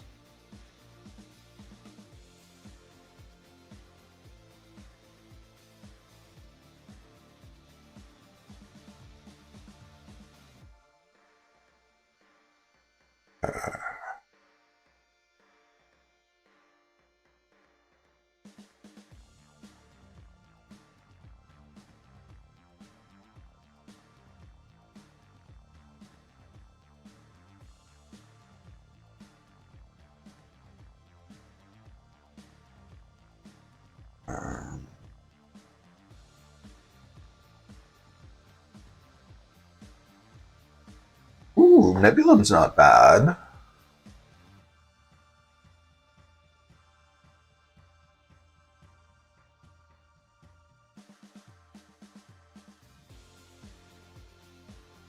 Nebulum's not bad.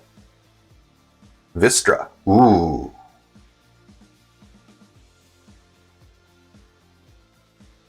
Ooh, 6, you might well be onto something. But I also like Nebulum, so like maybe Vistra Nebulum.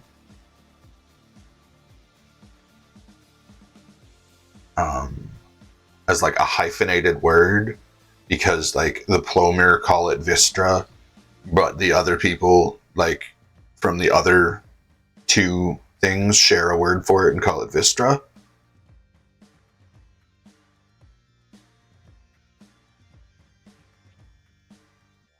Strabulum. I, I I don't know. I kind of like the like two different names for it. Like Vistra would maybe be like the proper name for it, but like Nebulum would be the less proper name for it. Maybe.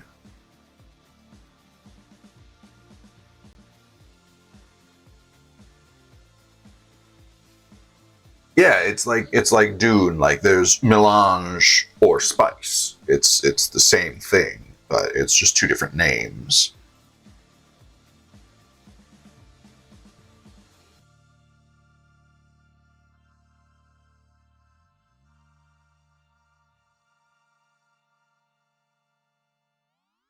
All right, cool. Uh,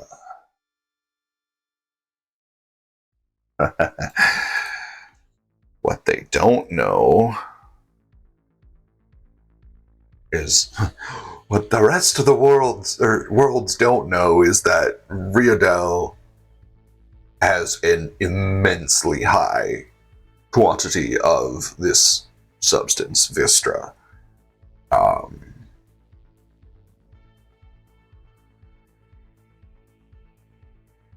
they don't know because they haven't been able to mine it yet, because it's the civilization is developed enough by the time of discovery that they can't interfere without risking a lot of damage to the planet.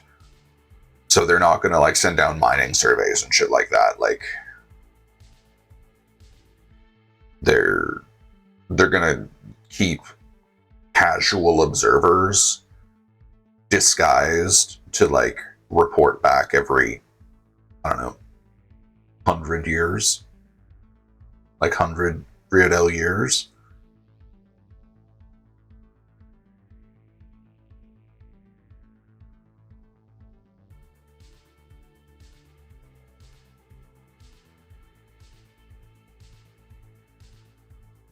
And Rosier is basically just the Aelfrim aristocrats of the Plumber Confederacy, fucking war profiteering for entertainment's sake. Um,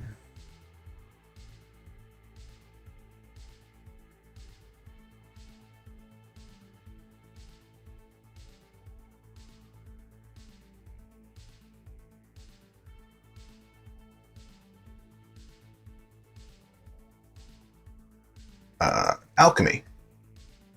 That's what this fucking. No, that's fair. Uh, if you're looking for something a little more crunchy than Fate, Fate is super loose ended and very, very narrative, which is not for every setting. But it's a really interesting system. So I'm thinking that the Merician Ecclesiarchy believes in sacred alchemy and sacred geometry, and they believe that where their planets are and the pattern their orbit makes around the star is like the most sacred of symbols, which is why they don't want to leave their space.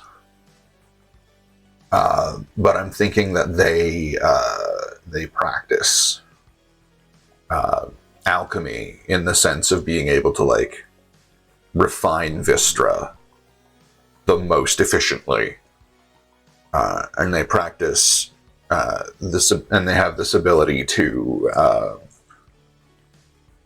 produce materials that interact with the solar winds in like the most exceptional way, as opposed to like basic solar sailor material that we can make right now.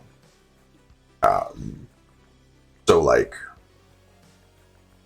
they sort of developed space travel around the same time as the Plumber Confederacy and the Rotat hegemony.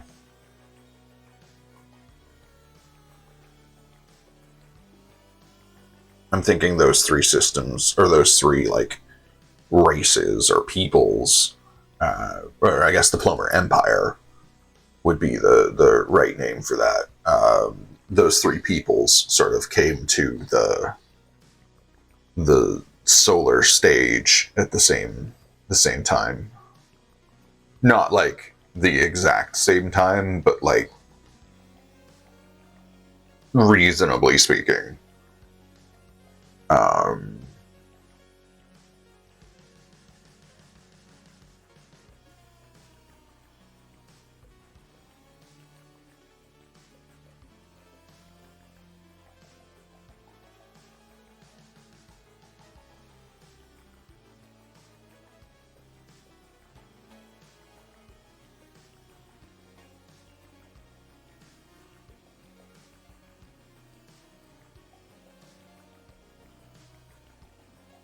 So what do each of the planets of the Plomer Confederacy primarily export? Or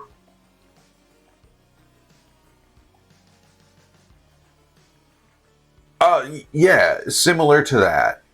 That's what I mean. That's like, this is very Treasure Planet inspired. Like very Treasure Planet inspired. Just they can't travel between stars yet. Kind of deal. They can only travel between their planets right now. They haven't reached interstellar travel yet.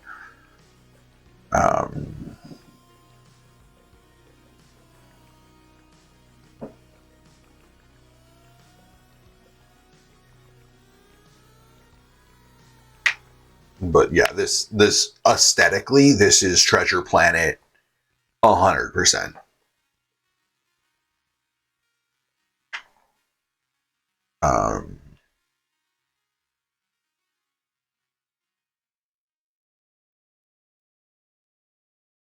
If I can use my words to create half as good visuals for my audience for the charity game, I mean, fucking, I'm set.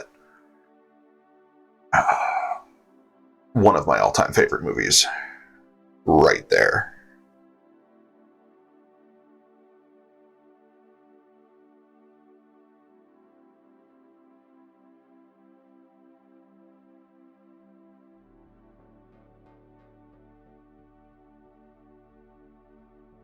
Okay, 3 more planets to determine primary export from.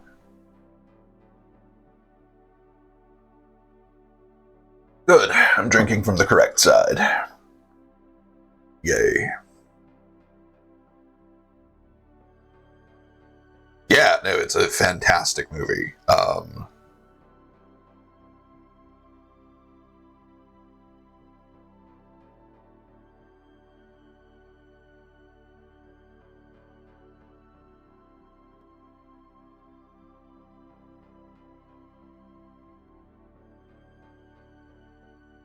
So since they worship a like far realm being that believes this is like in sacred alchemy and geometry and stuff, or that teaches them about this sacred alchemy and sacred geometries and things like that, I also feel like it makes sense for the Merician ecclesiarchy to be like the keepers of magic.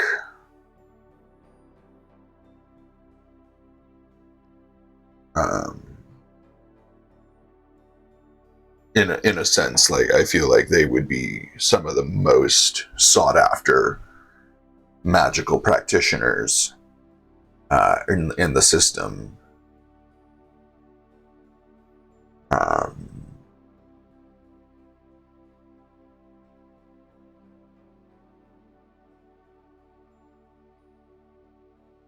and I feel like there would be like a tense relationship between the Mercian ecclesiarchy and the Plomer Confederacy, because they're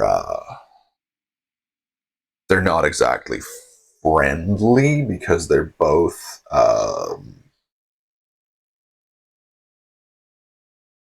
like magically oriented civilizations, just for coming at it from very different aspects. Like I feel like Plomer, the Aelfrim, have a like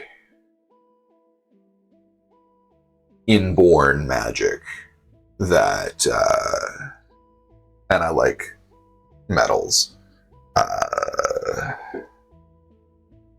Raw and metals.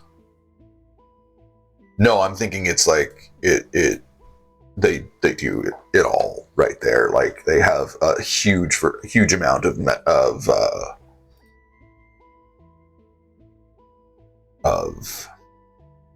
metallic ores right there on Alliot, and they produce a bunch of the raw and refined metals that are used in things like the solar ships and the mining rigs for the Vistra and stuff like that.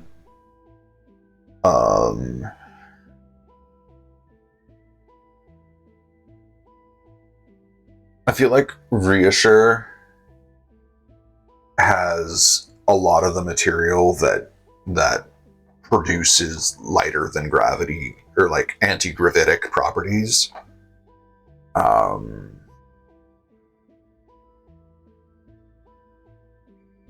I feel like that could make sense. Or is that from the Rirarthas moon? If it's from there.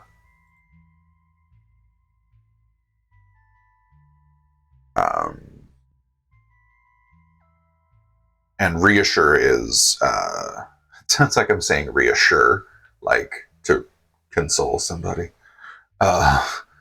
Reassure is a tidally locked planet. It doesn't have a lot of like, you can't function on the hot side of it because it's so damn hot it just melts everything. And the colder side of it is viable, but I feel like it doesn't have the same planetary stability in like the sense of like it would be too easy to break this planet. Maybe it's actually like a stillborn dragon. Ooh.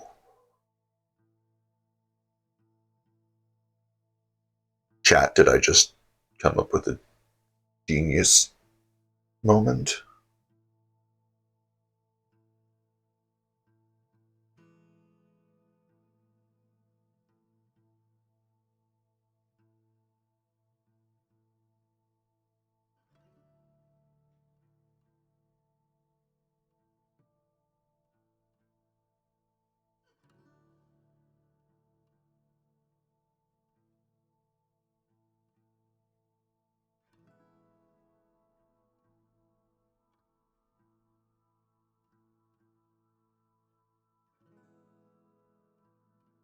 Um,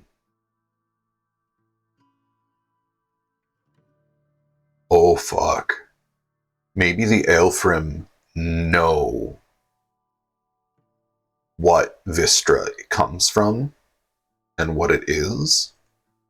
And that's one of their like trade secrets, like one of their governmental secrets is that it's the like decayed, fossilized uh, bodies of dragons, and so they know that Reassure is a stillborn dragon, so they know that the entire planet is going to become one giant source of Vistra down the road. That's why they colonized it.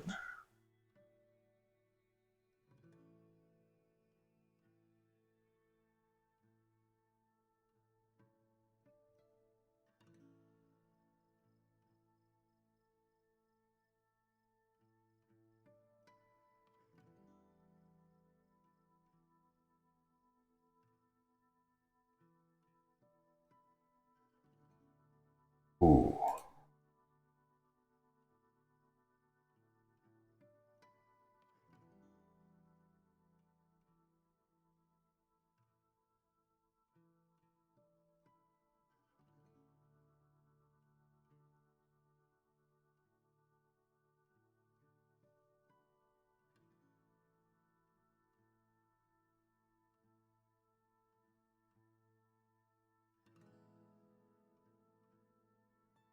Um, Fucking hell. That's a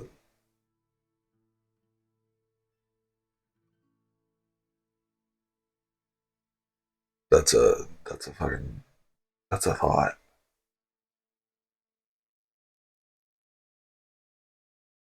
Um,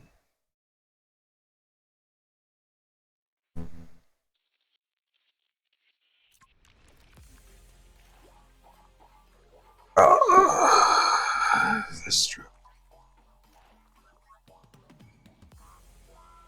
Okay.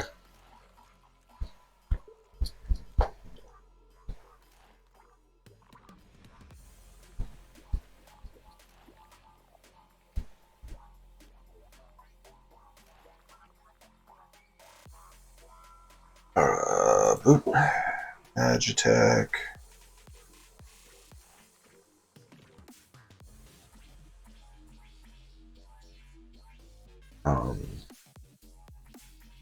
Okay, this has been productive. We've got like an hour left still. Jesus Christ.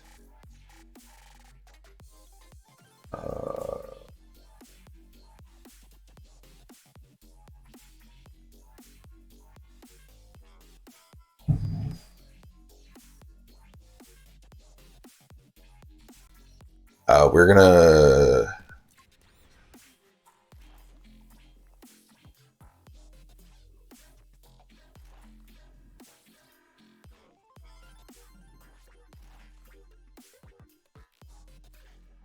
we're gonna be right back. I need a stretch break. Um, I'll see y'all in like 7 minutes.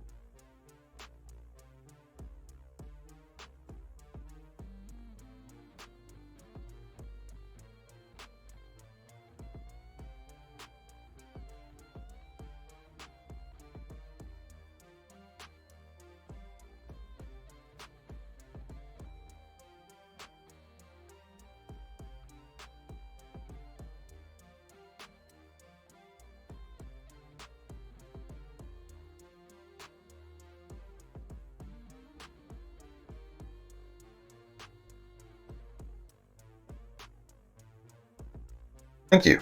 Fuck yeah for Fate being back in. Um, it's a fantastic system that can do so much. Yeah, I love the system. I was bouncing around TTRPG channels on Twitch one day, and I stumbled across a channel called Health Experience. You should be able to hear me now.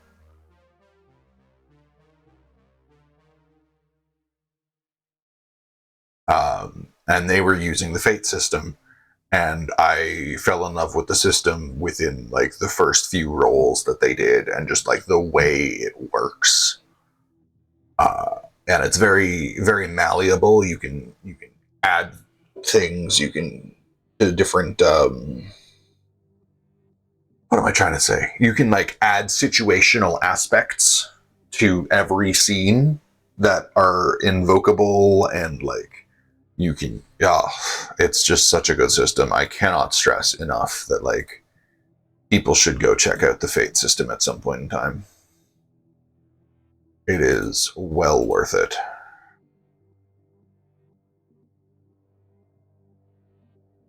Um, but yeah, that's one of the things like about Fate is it's designed intentionally open ended, so it can be modified to whatever setting you want it to be. Like most people think TTRPGs and they think like hard sci-fi or like epic fantasy, and there's a lot of those elements that kind of show up in the Fate core system in a sense, but like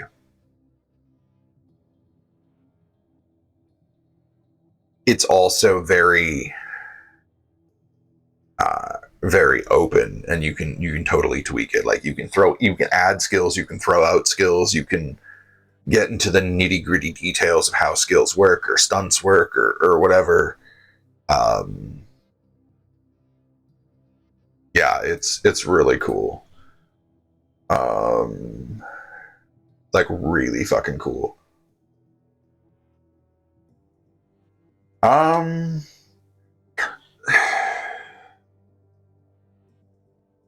yeah, it doesn't take classes like a class system very well, like archetype system very well, but like you can make archetypes as characters high concepts. Um, and then that is the core inspiration for what a character is their high concept mixed with their trouble. Um, so it's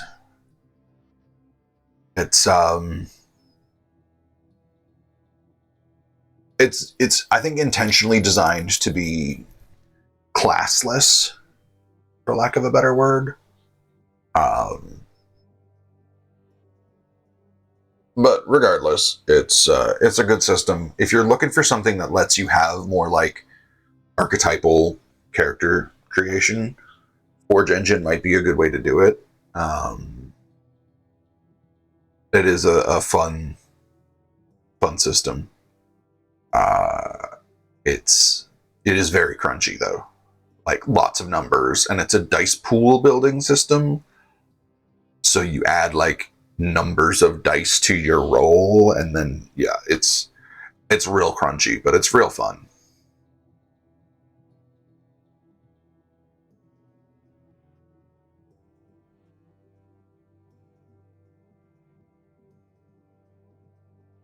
Oh, owie, my back. Oh, hey, that's why it hurts more right now. There we go. I can unshrimp a little bit if I just pull the desk a little closer to me. Um,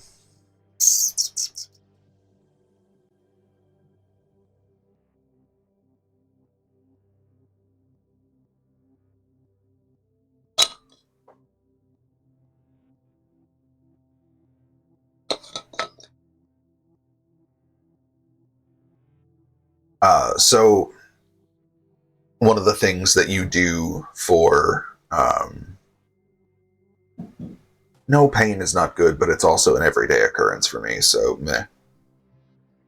That's why I had the edible before stream. Um, Faces and Places,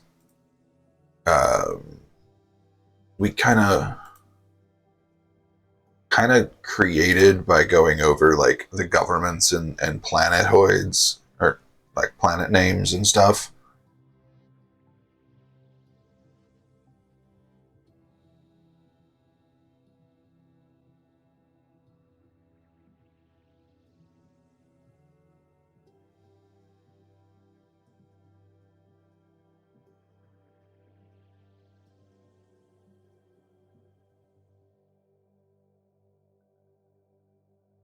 Um, Now actually I need to add a column to write. Okay, sure. I don't know why we changed pages there, but we did. Aspect.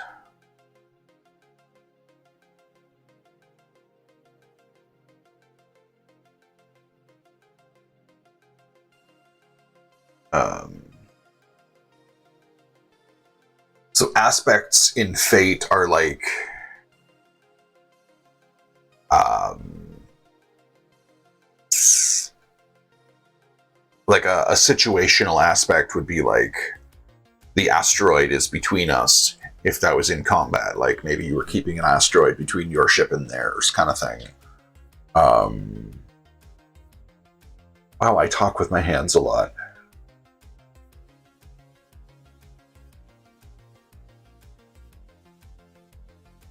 That would work. Yeah, that would absolutely work.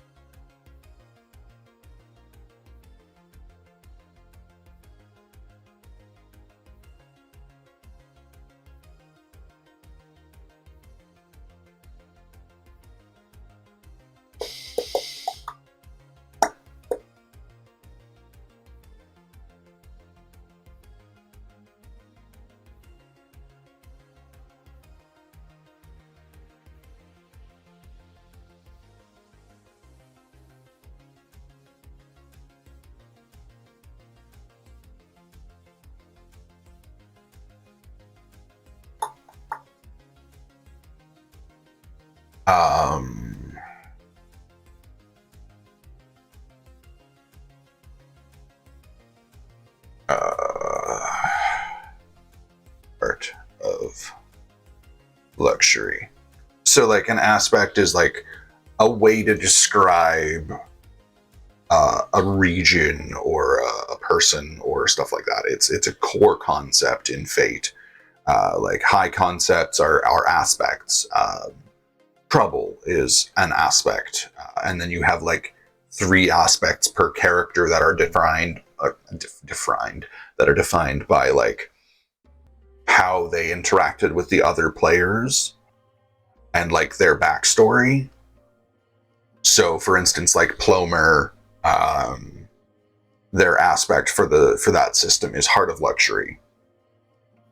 So they, if you want to have a good time, you go to the upper echelons of Plomer.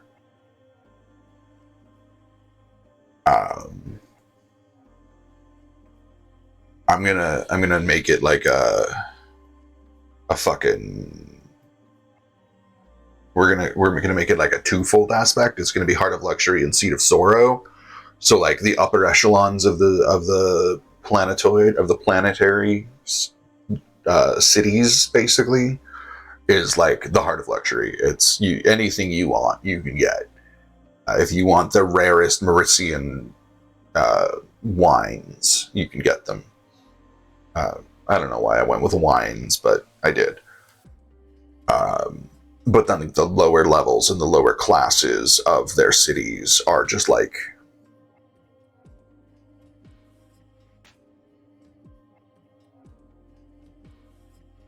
yeah, fuck it, we're going for the alliteration. Um,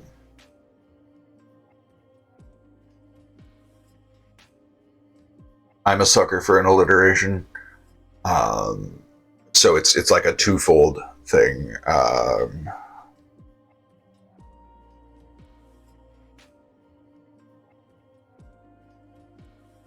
No, that's just stealing from Warhammer 40k.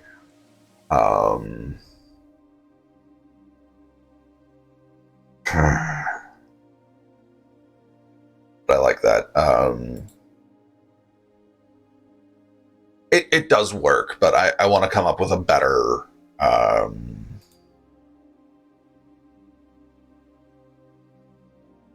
We're gonna put primitive in fucking quotations. World, because like on the scale of technology that exists within the solar system, it is primitive, but it's like steampunk era tech. So it's definitely not super primitive compared to like what could exist.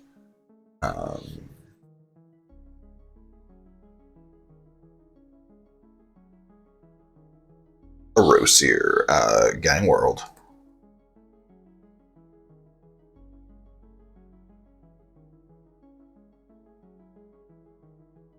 Criminal. Actions.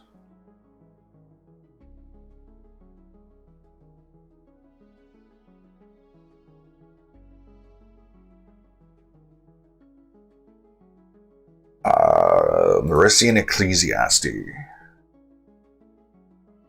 I feel like these guys have some like. Has anybody here played Star Wars: The Old Republic? Like the Gree. I feel like they've got some weird techno babble sort of stuff that they use in their form of like communication.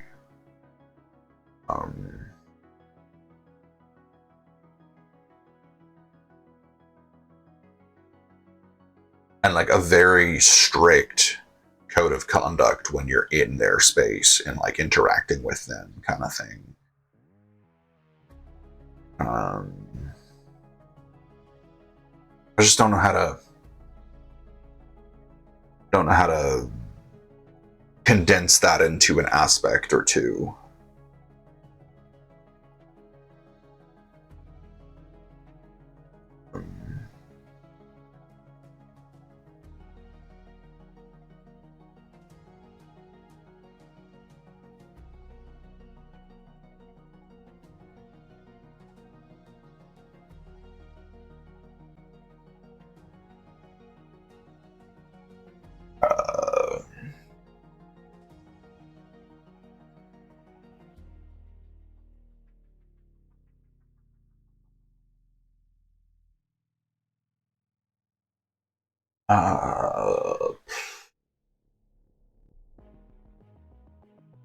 I almost want to put the. I don't know how to spell it. Bureaucratic. Bureaucratic. That's. Yeah. Nightmare. I feel like that's an appropriate.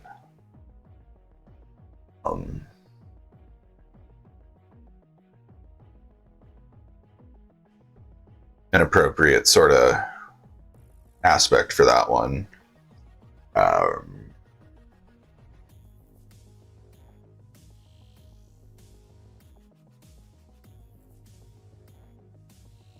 think it needs another one though, like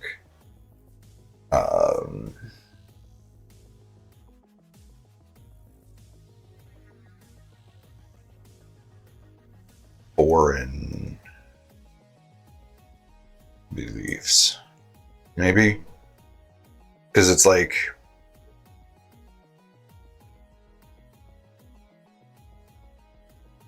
not.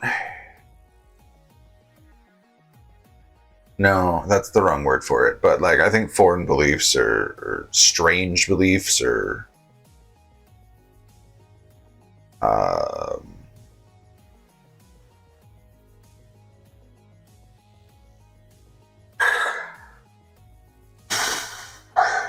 they like revere this being that they refer to as the architect, I think. And the architect is this like far realm creature that uses math and physical sciences to create and seed solar systems throughout the universe.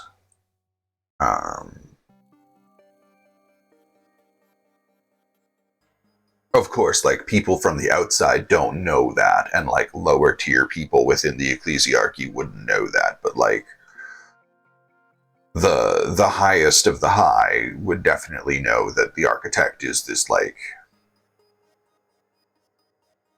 extraplanar entity that like seeds solar systems and stuff. Kinda, but not a cult.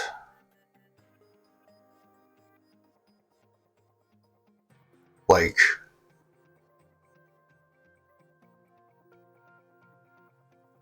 yeah, like a math and physical sciences based religion that's not abusive and cult-like.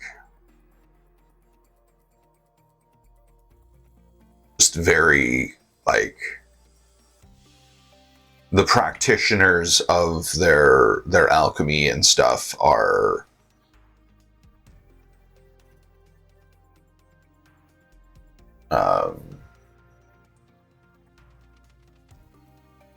I hate this officially. There we go. No. There we go.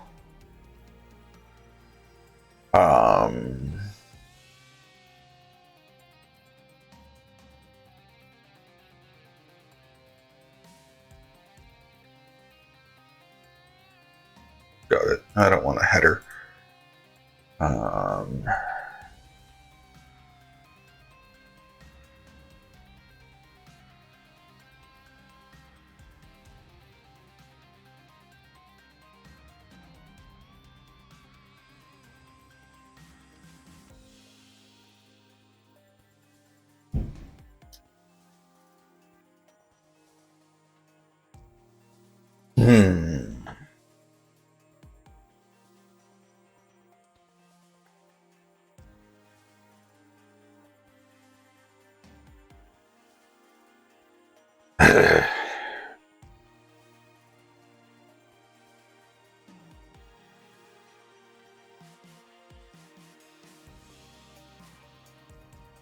That's an idea.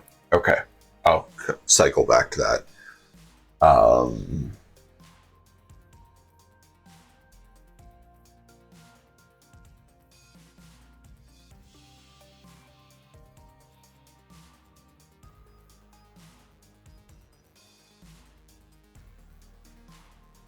So what if there was a philosophical schism between the planets of Pavat and Typhur in the Merician ecclesiarchy,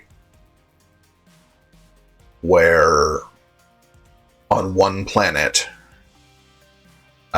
science for science's sake is considered the pinnacle of religious practice and of advancement, and on the other planet it's tightly controlled and like secretive. They're technically the same religion, kind of like how if you're going by like broad families, Catholicism and the Jehovah's Witnesses are technically the same family of religion. They're both Christian religions.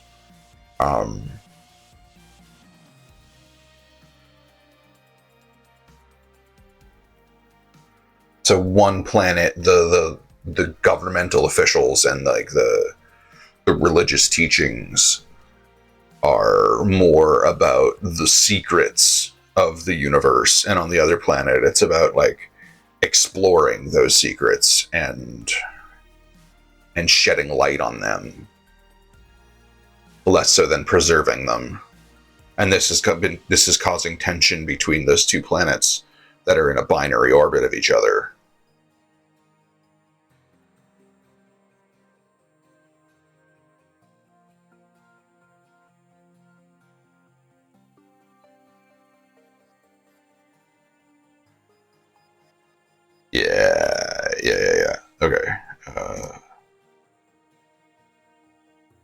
Byzantine order.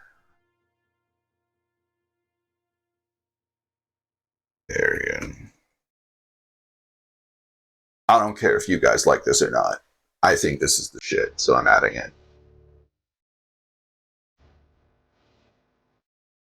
Um,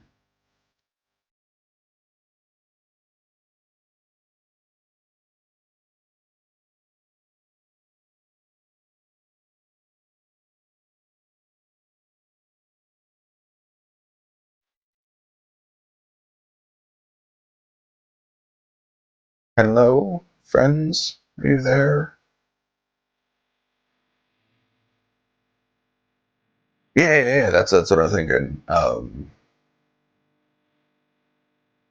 Like a big time rift between the two religions, between the two factions, but sort of how like um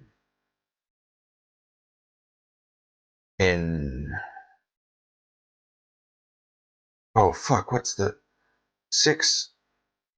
Do you know this? There's Calvinism and something else within the Christian church, and I can't remember what the other one is called.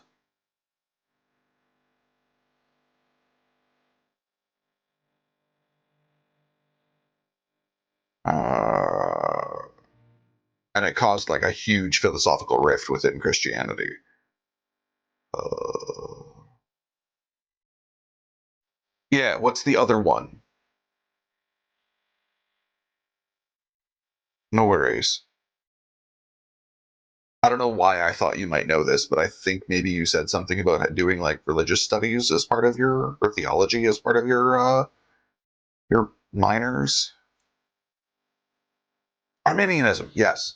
So it's like that schism that happened within the Christian church that almost broke the organization, but then like it's still the same religion. You just have like Arminian sects of Christianity or denominations of Christianity and Calvinist denominations of Christianity, and they're still both technically Christian. They just believe vastly different things on one particular point.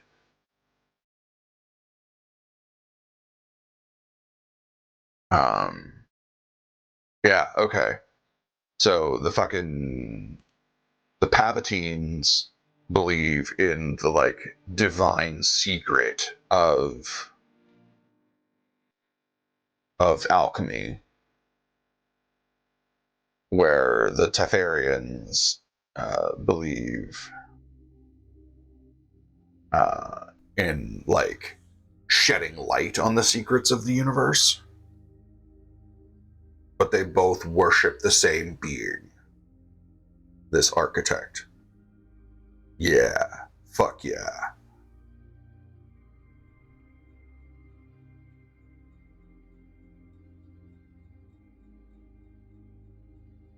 Thank you, Six. You came in clutch there.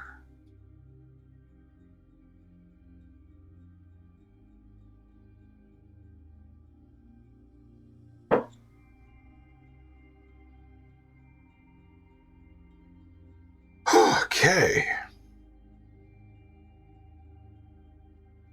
Hey, I'll hit you up for uh some more structural sides of the fucking Marissian ecclesiarchy.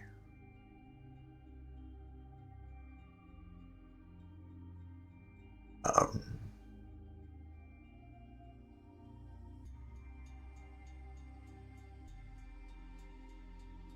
fuck yes. Um,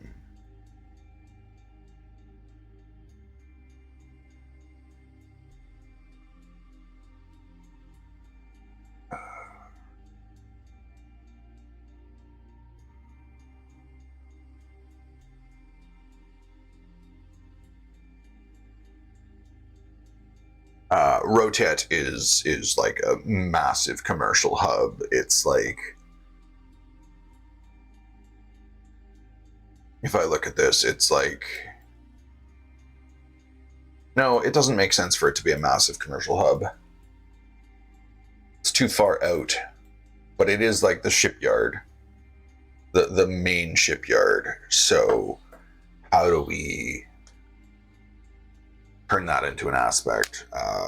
It and Narlar's like, ooh, sorry about the camera shake. It and Narlar's and their 4 moons. I feel like all of that space is just full of like shipyards and stuff.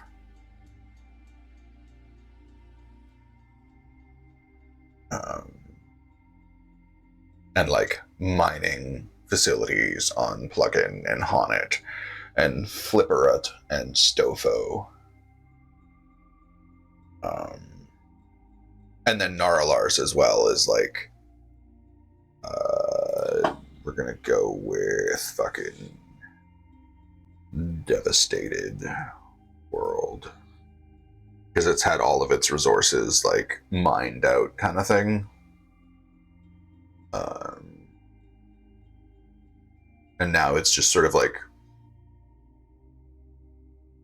used for industry.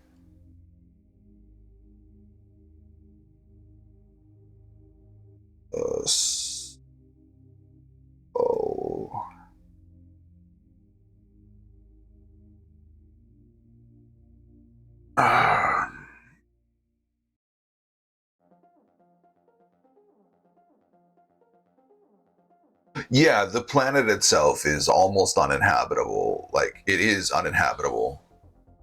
Oh, hey, I put the wrong word here. Uninhabitable.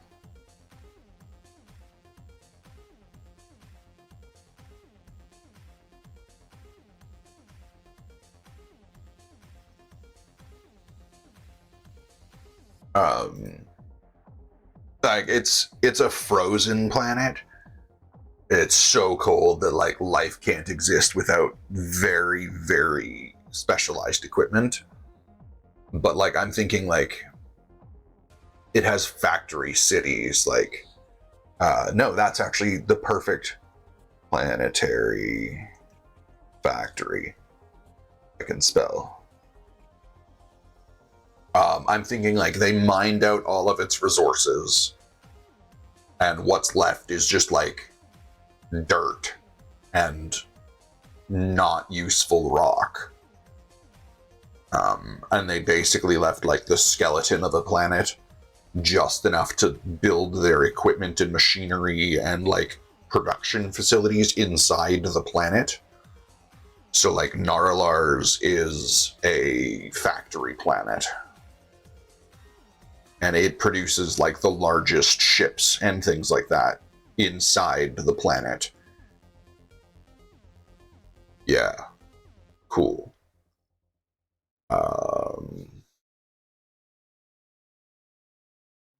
Mercantile Mecca.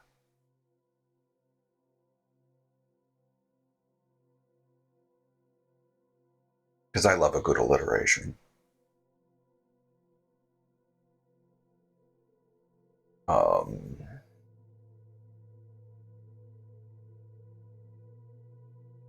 This is sort of like the other side of the coin of Plomer, where like in Plomer it's the lap of luxury because like it's home of the largest, most powerful government in the solar system that everybody's like afraid of, basically. The former Plomer Empire that's now like I'm thinking relatively recently turned into a confederacy, where the other 2 planetary governing bodies have some say. But it's basically still an empire in different clothes. Rotet as a planet is like the mercantile mecca. It's where all the money is, because that isn't on Plomer. But like within its system, at least, it's where all the money is, because it's the home planet of the hegemony, which is this like corpo tech sort of oligarchy. I like that.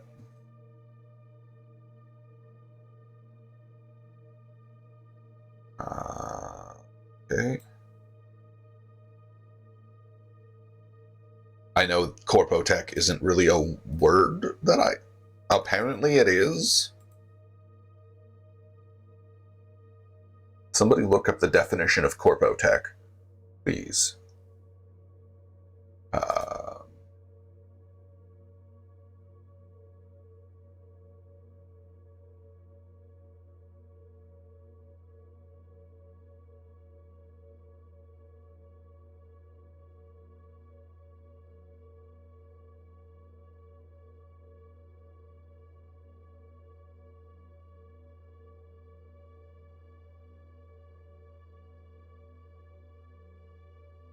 Okay, no, we're doing real fucking good. Oh yeah, there'd be a lot of imperial influence, but like, in the way that the U.S. was influenced by the British Empire. Does that make sense? Like, there was a lot of imperial influence, but they almost like went to become the opposite, but like that's what they professed, is that they wanted to be the opposite of the Plomer Empire, but they realistically just sort of like built on the foundation the Plomer Empire established and created their own little like mercantile mecca. Yeah. So like there's definitely imperial influence, but like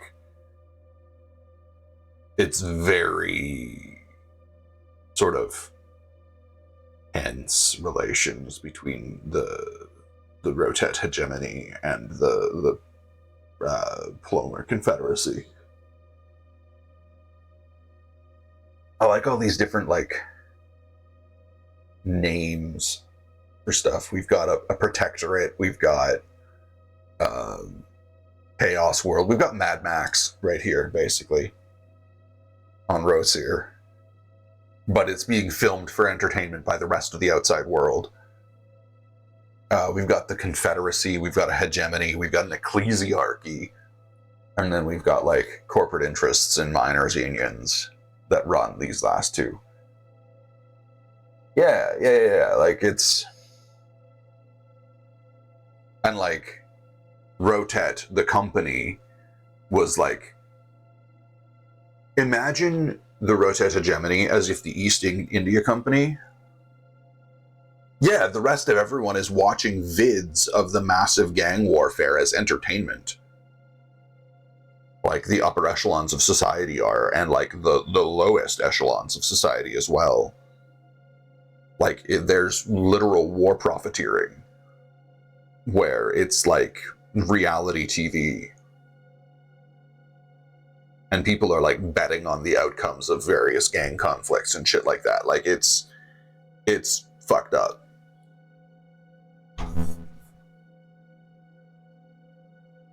Hello. Want to come on camera? Okay. Everybody say hi to my partner. Yeah. Hi. Hi. Everybody say hi to my partner. This is the amazing Alexi Cat on Twitch. They play in my Riodale stream on Monday nights, just like Blood and Tibbs did, or do. Not right now. Yes. Okay. No, you're fine. Okay. Yeah, I'll make rice and drumsticks and frozen veggies after stream. Okay. I love you. Love you. Dragon says hi. Hi, Dragon. Six also says hi. Hi, random person.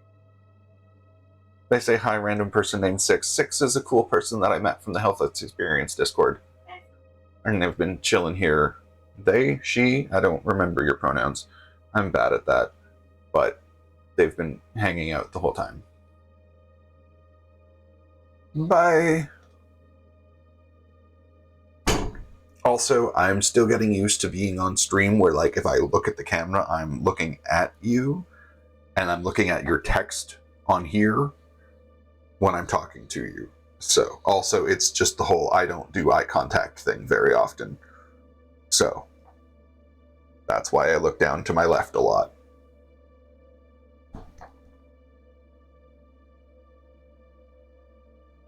But like, right, the whole like gang warfare as entertainment for the rest of the solar system is fucked up but really cool.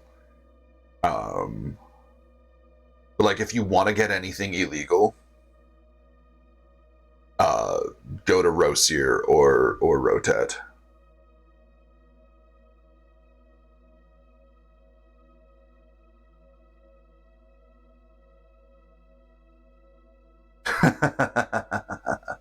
Fair enough. Whatever you feel like most comfortable with in my spaces, just let me know any given time. I'm on my own gender journey, and I've sort of realized that I am like 40% femme, like 10% mask, and like 50% something else. So I'm kind of leaning back towards they, them as my pronouns. But like people who are close to me, I'm still okay with she, her. It's strange, but it's a thing.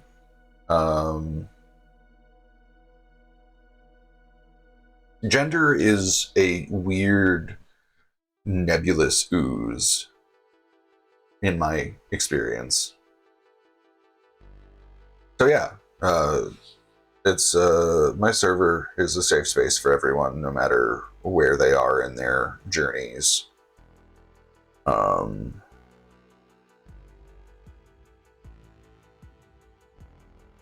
And my streams are too.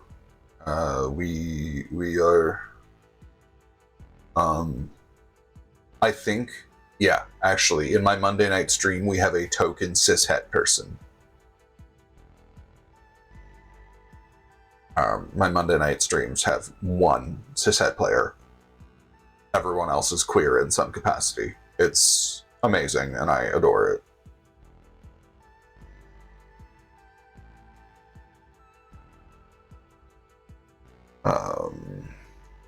That's a fun fact brought to you by Kai.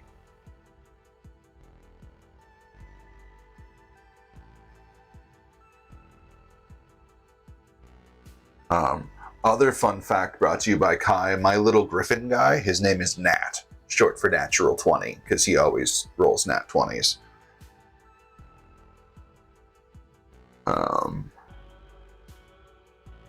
Yeah, Katiana, my daughter, named him.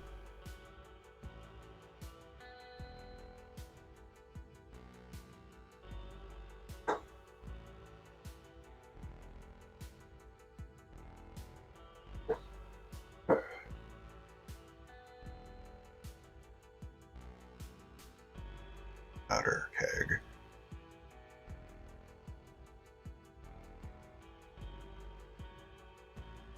I feel like that's an appropriate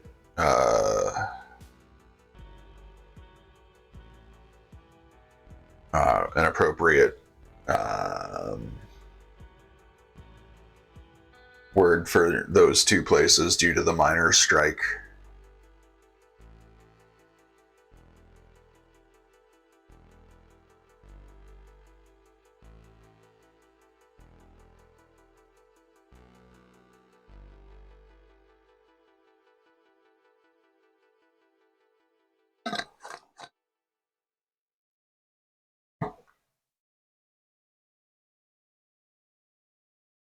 Okay. That's at least one aspect for most of the planets. We've got 12 minutes left. Let's see if we can come up with an aspect for Rioshur and Alet. And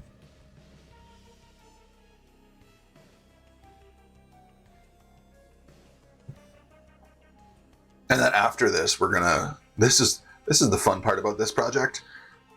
Is as we move forward, we're gonna actually develop each of these planets and like if they have native inhabitants, what their sort of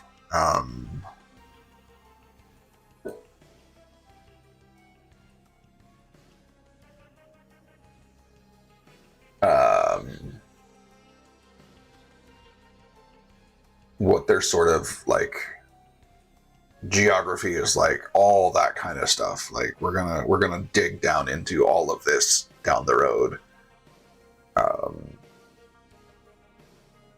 because I want this to be like a really cool fucking science fantasy setting that I can keep running games in, not just this one shot. Because this one shot just gave me an opportunity to start developing a new setting, and anybody that really knows me knows world building is one of my favorite things. Yeah.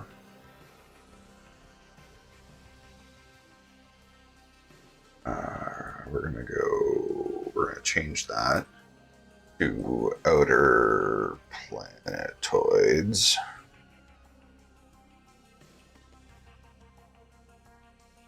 The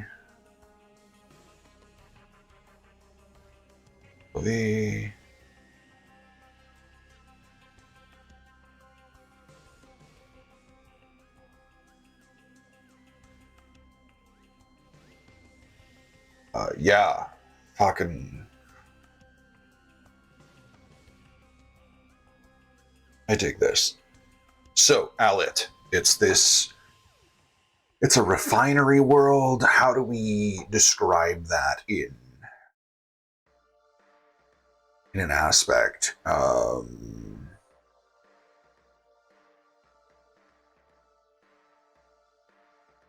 almost feel like it's the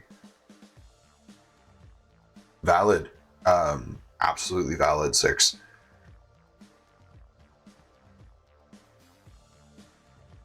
I think that's my favorite thing about setting agnostic systems is you can like cherry pick pieces of them and turn them into something completely new, and then it's just like yours.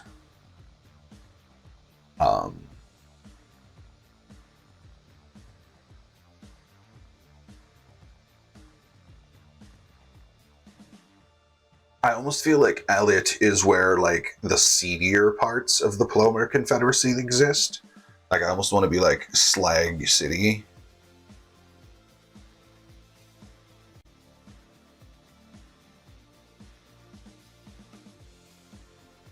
Slag cities. So it's like where its cities are made of like, yeah, oh yeah, the atmosphere is toxic. Toxic atmosphere. Nope. Toxic atmo. Yeah, like smog everywhere. It's super fucking hot. Like it's this world that the Aelfrim benefit from, but they don't touch it if they don't have to, because it's dirty, it's too hot for them, it's hard to breathe. We're assuming carbon-based oxygen-breathing life forms in this, for the most part, in this solar system. I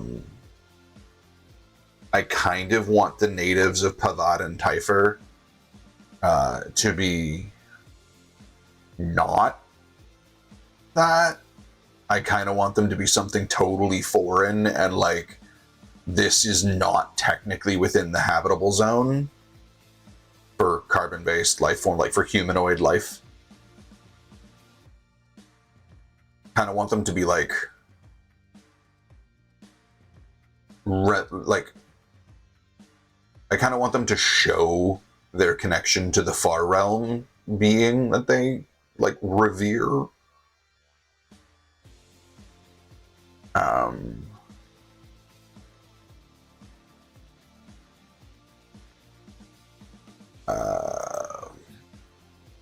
Hub of industry.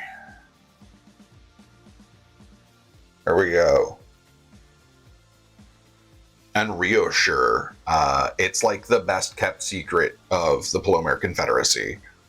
I don't even know if the other governmental bodies know about it. other than by observation. Like, I don't know if they know that it's colonized or anything, because the Plomer Confederacy doesn't fucking let them approach it. They're very jealous of their space. So I feel like it would be a very heavily defended little planet. Um,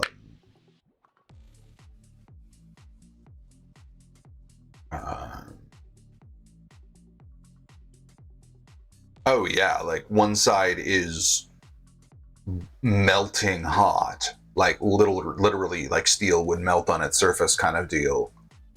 And the other half, the only heat it has is through geometric convection, not geometric, like geological convection, where like the heat transfers through the stone of the outer crust.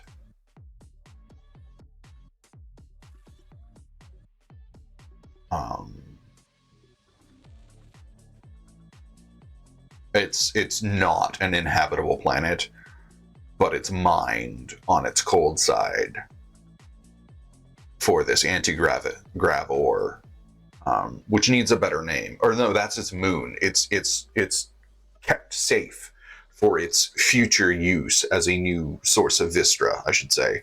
And its moon is protected because it's like the only source of this anti-grav ore. So like the reason this happens, all of this like construction of solar ships happens in space docks, is because they don't have as free access to the anti-grav ore, so they have to build them in orbit. In order to get to orbit, originally they had to do what we have to do. They, use rockets and thrusters and things like that. Whereas the Plomer, they have like literal ships that will just like sail through the air and through the atmosphere. And since then, that's like one of their primary exports is this anti-grav ore.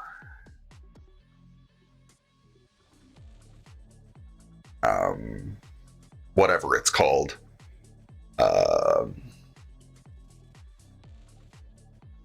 I'll figure out a name for it at some point. Yeah. Okay, cool. Aspects. Death World.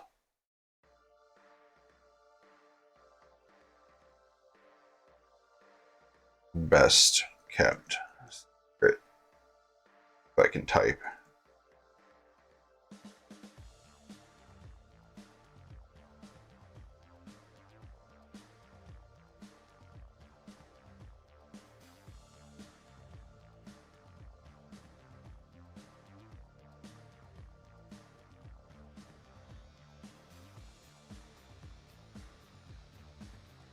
Would you say due to the development and its soon-to-be status as a Vistra Prime world, it could be, I don't know, be what?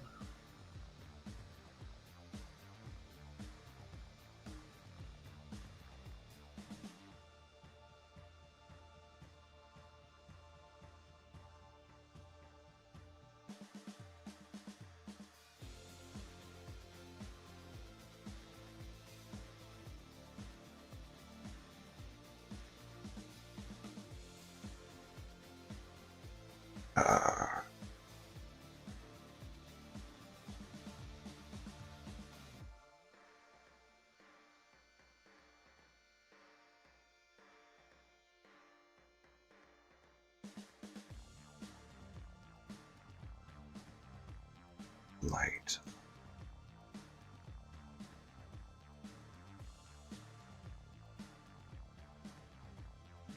Okay.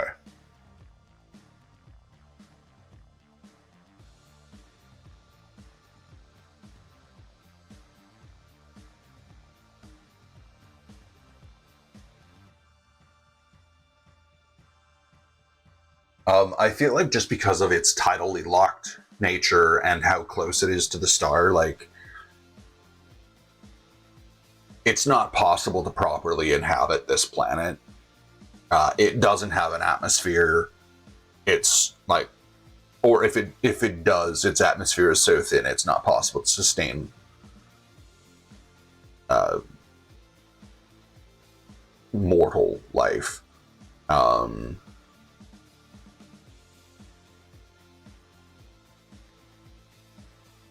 I feel like it's super valuable to the Plomer Confederacy, so it's got like mining rigs and like not mining rigs. It's got mining rigs all over the moon. The moon is slowly being dismantled one layer of planetoid at a time until it's going to be whittled away into nothing, kind of deal. Or like whittled away to the point of it no longer contains this anti-grav ore, and it'll just be like the hollow corpse of a moon. Whereas Rioshire, I feel like it has like scientific testing stations on the surface that are like housed in their own little like magneto shielded bubbles. And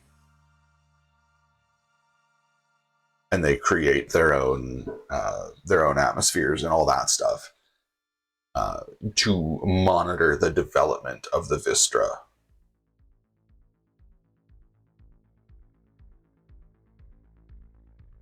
Oh, that adds a layer of complexity. Yeah, it's a stillborn dragons. Like they're drilling down and then they like crack the egg of the dragon and there's like proto Vistra that shows up and they're like, holy shit, this planet is going to be a gold mine, for lack of a better terminology. Like this planet is going to be the key to our ultimate expansion. But what if the Mauritian ecclesiarchy holds a way to make synthetic Vistra?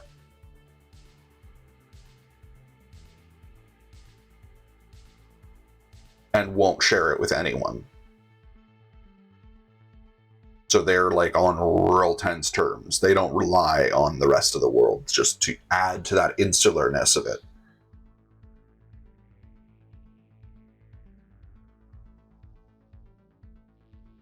And that's causing a ton of tension within the Mauritian ecclesiarchy, because like the Typharian Order really wants to share this information so they can stop strip mining planets. And the Palatine Order is like, no, we have to keep this secret. This is the big secret the Architect has entrusted us with. Yeah, fucking, I like that.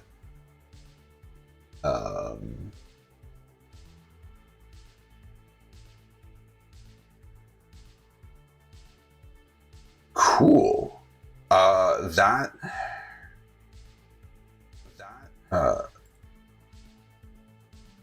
That brings us to fuck me. Nope, we're going back. We're gonna raid out from here. Don't ask me how, because I'm not sure how to do this on a tablet. But that brings us to the sort of end of our stream time today.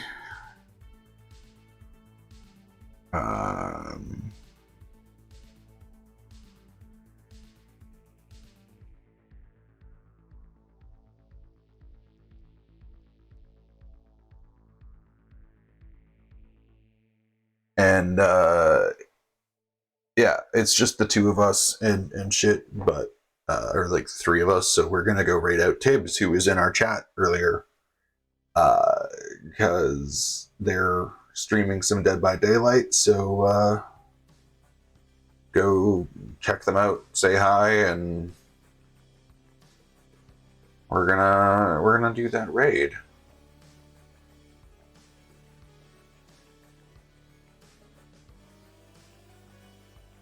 And yeah, just say hi from Griffin Heart Games. Bye.